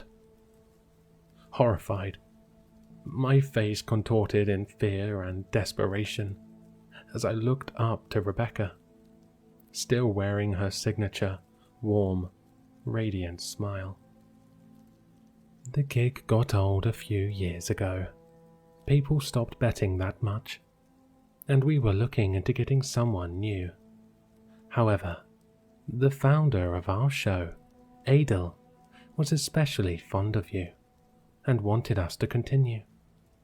Honestly, I was surprised at how oblivious you were, but even I couldn't stand how repetitive it was. So, I pushed you to give her a phone call, to insult her again. And now you've found out. Now we can properly end the show. It took you so long, and not without a little hint from us. But look at this big reveal. It was all worth it. Look how many people are watching right now. 20,000. Thank you, Chris. Really. My eyes were burning. She did all of this? All of this? Just to get at me? She chuckled. Don't be so serious, darling. You're victimizing yourself. Just treat it like a joke. 3 days later, Bella, Rebecca, or whatever her real name was, left, taking James with her. I suppose that was fair. He wasn't my real son in the first place. Alongside her were my colleagues, my bosses, and my friends, disappearing into thin air like they'd been purged from this earth. Helpless, I searched for the show, but nothing came up. The entire company I had worked for was fake, supposedly funded by the show itself, and the show was nowhere on my search engine. I even tried getting on the dark web. Still, nothing. But I know those videos were real, and there will be sickos watching them at night, roaring in laughter at my misery. Lying on the double bed, staring at the bleak ceiling, surrounded by the empty house, it felt as if none of this was real. Like the past 10 years of my life was nothing but a fever dream. And Lydia was right. Never will I ever forget what happened. That is how a joke ruined my life.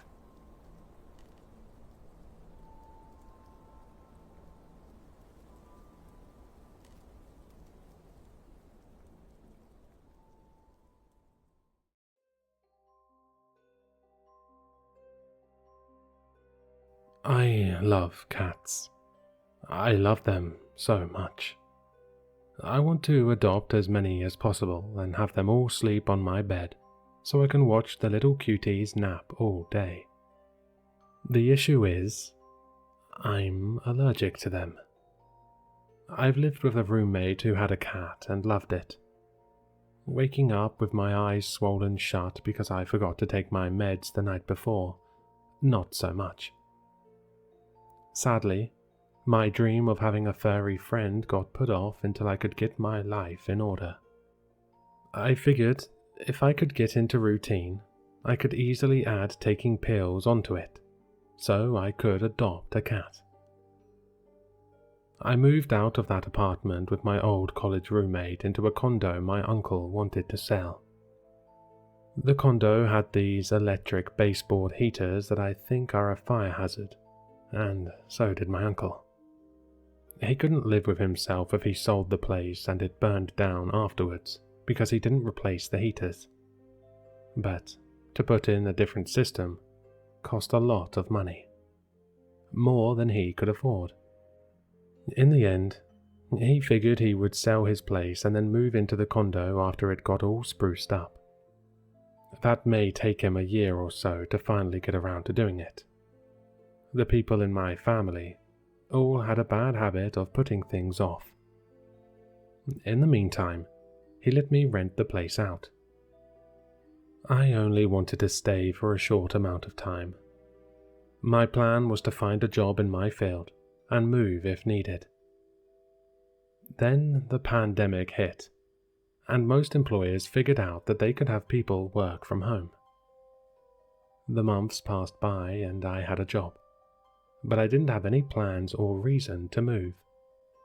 My uncle never bothered me to leave, and I wanted to see how long it may take him to finally get ready for the home renovation in the condo. Since living here, I have noticed a few feral cats outside. My heart broke seeing them out there, cold, wet, alone and dirty. I've heard some people go on about it's good for cats to live outside, but the native bird population might have something else to say about that. Seeing the cats outside with rounded ears from frostbite and God knows what diseases frustrated me enough to want to snap at anyone trying to bring up the outside argument. But that is not what this is about.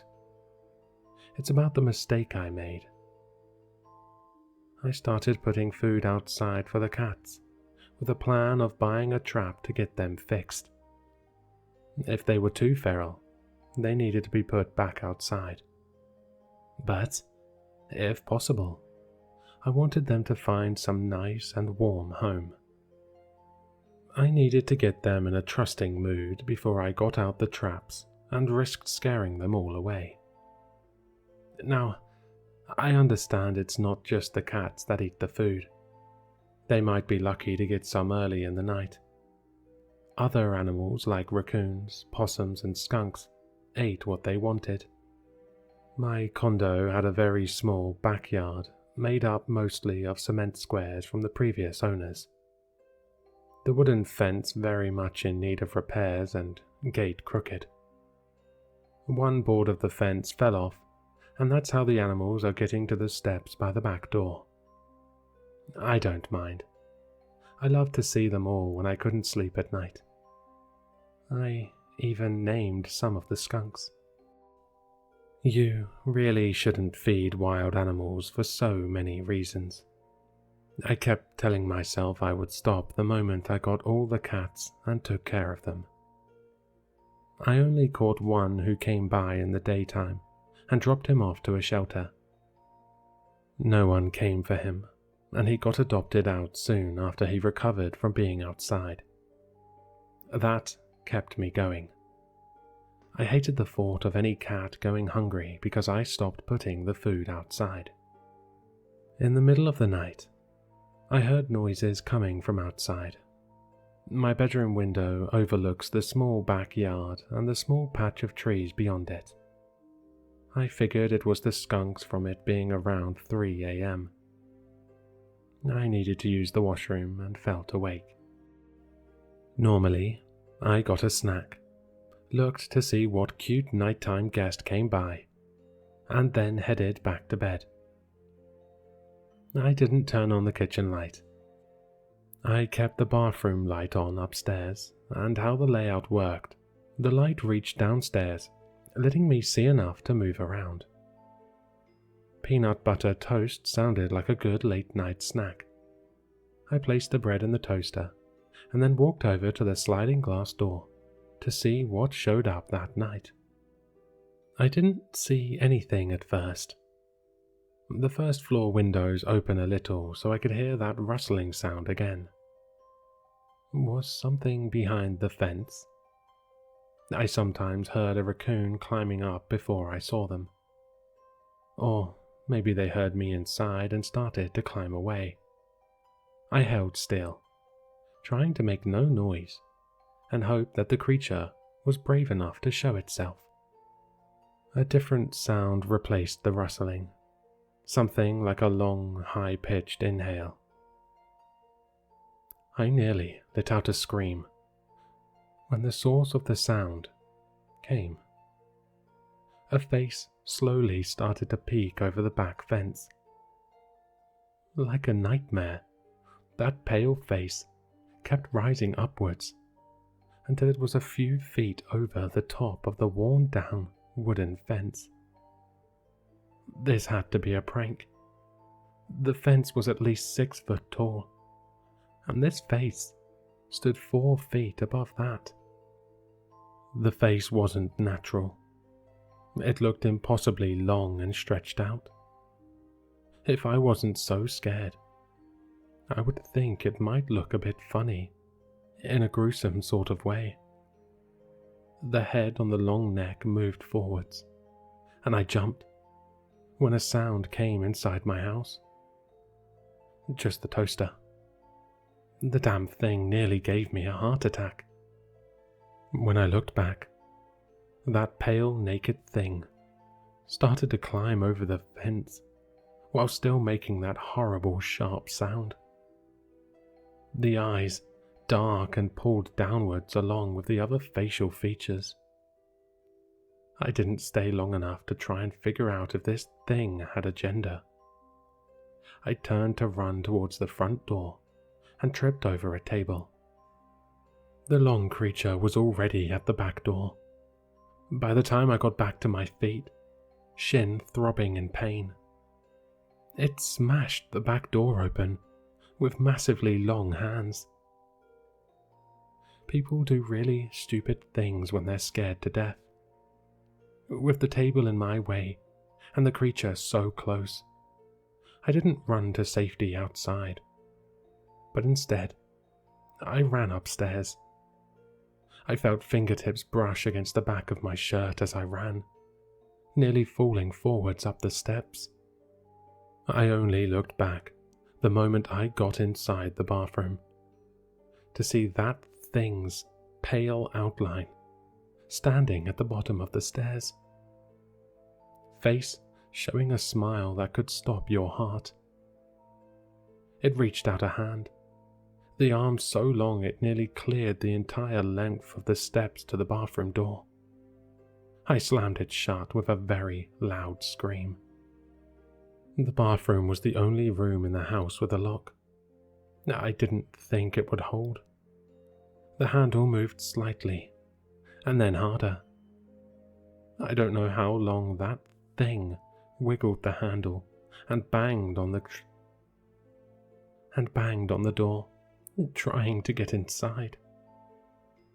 I didn't have any weapons besides some cleaning chemicals. Finally, the sound stopped.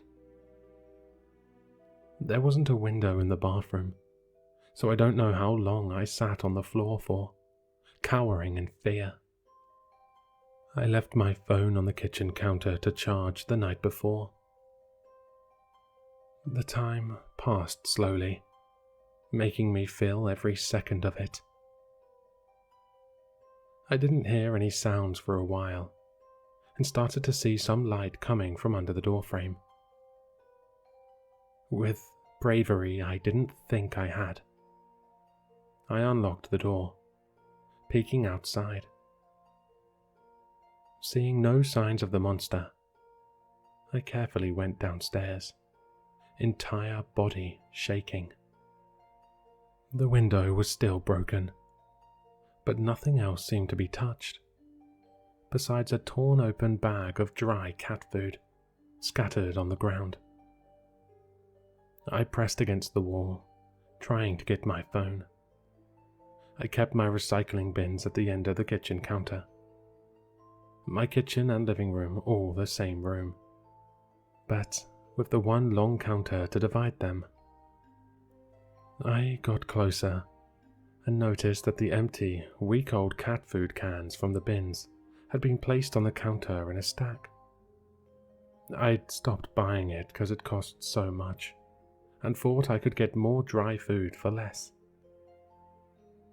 On a flyer, someone written one word in dirt from outside, in long thin letters, as if the words were written with a fingertip. More. I called the police, fixed the back glass door, and set up a camera for outside. My uncle was just happy I was safe from who or whatever broke in. I could never tell them the real truth. I just said a crazy, naked, tall, homeless guy broke the back door, and I hid in the bathroom until he left. My uncle offered to stay with me, but I didn't want to burden someone else with the creature I'd attracted by putting wet cat food outside. I've stayed there and put aside money for more wet food. I haven't seen anything besides the regular animals in the cameras, but I don't dare stop putting out the good stuff and risk that tall monster breaking in again. At least now I'm more focused on getting the feral cats caught, fixed, and shots up to date. It's the least I can do for them. I have terrible nightmares of that night. I fear that creature may come again when I'm sleeping. So I've changed my sleeping pattern to going to bed during the day. My life has changed a lot of ways that aren't all that great. Please, do me a favor. And if you are going to feed feral cats, know what you're doing ahead of time. Don't make the same mistake as me. You really never know what is coming by and eating the food you're leaving out.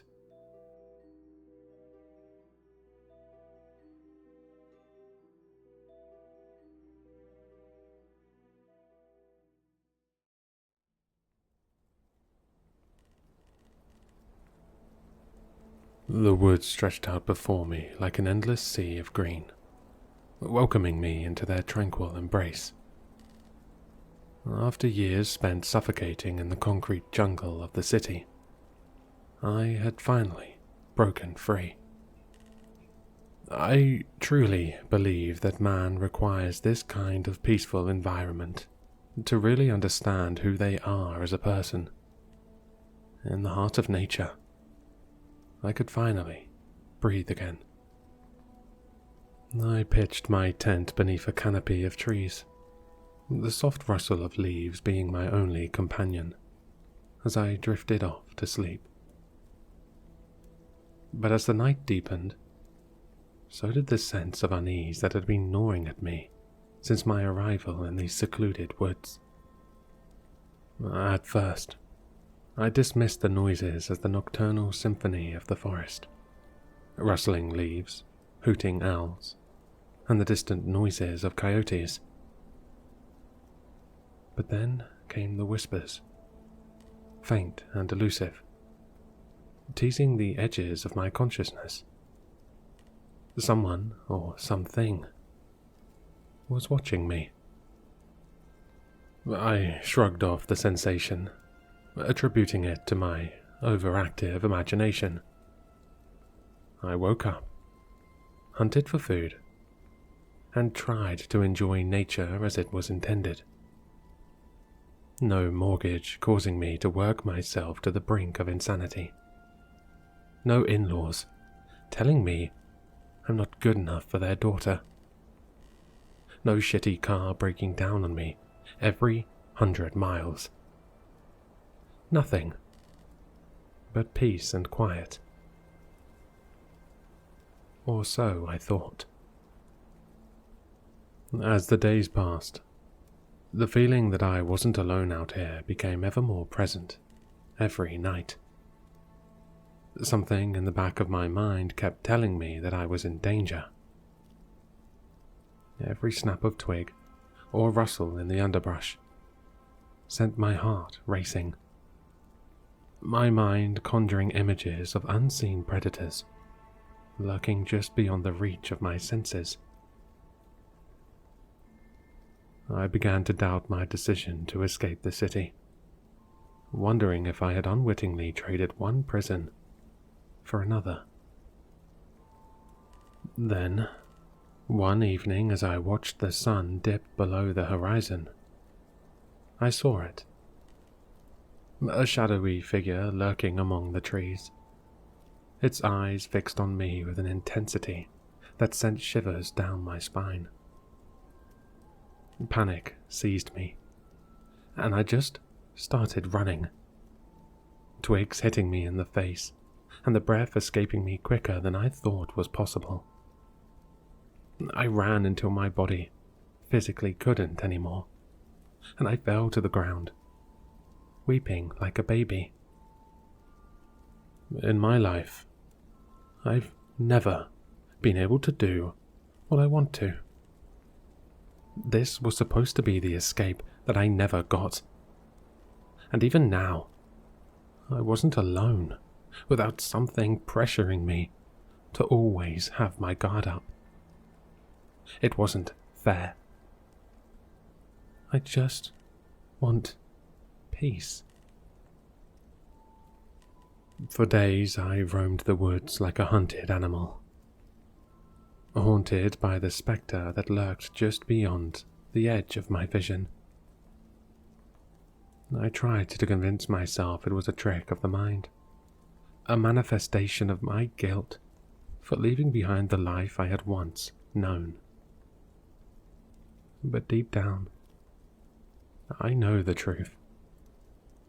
I was being pursued by something far more sinister. As the days turned into weeks, I found myself growing more and more paranoid, jumping at the slightest sound. My nerves stretched thin with fear. Sleep became a fleeting luxury, snatched in brief moments of exhaustion before I was rudely awakened by the phantom presence that haunted my every waking moment. Then, on the brink of madness, I stumbled upon a clearing bathed in moonlight. There, standing before me, was the figure that had haunted my every waking moment. But as it stepped into the light, its features became painfully familiar. The same haunting eyes, the same twisted smile. It was her. It was my wife. I think deep down I knew it was her, but the revelation still struck me like a thunderbolt, shattering the fragile facade of my sanity. Memories flooded back. Memories of that fateful night when rage and despair had consumed me, driving me to commit the ultimate act of betrayal. I had thought I could escape my past, burying my guilt beneath the layers of earth and foliage that surrounded me. But I made the biggest mistake in my life by moving out here. Because here, in the heart of the wilderness, there was no hiding from the truth. With trembling hands, I reached out to touch her, to beg for forgiveness that I knew would never come. But as my fingers brushed against her ethereal form, she vanished into thin air, leaving me alone with my guilt. She didn't want to hurt me like I had done to her. She just wanted me to face the consequences of my actions. And in that moment, I realized the futility of my flight from justice. No matter how far I ran, I could never escape the echoes of my past. The echoes of her accusing gaze. The echoes of my own shattered soul. I just laid on the ground, defeated, crying to myself like the pathetic man I was. As dawn broke over the horizon, I got up to my knees, tears mingling with the dew-drenched grass beneath me. For the first time since I had fled the city, I allowed myself to confront the enormity of my crimes, to acknowledge the pain and sorrow that I had inflicted upon those I loved. And as the weight of my sins bore down upon me, I knew that there could be no redemption, no absolution for the darkness that lurked in my heart. For in the end, the true horror was not the shadowy figure of my wife, or the blood that soaked her dress. It was the realization that the monster I had been fleeing from all along was none other than myself. And as I gazed out into the vast expanse of the wilderness that stretched out before me, I knew that there was no escape from the prison of my own guilt. I know what I need to do to make this right.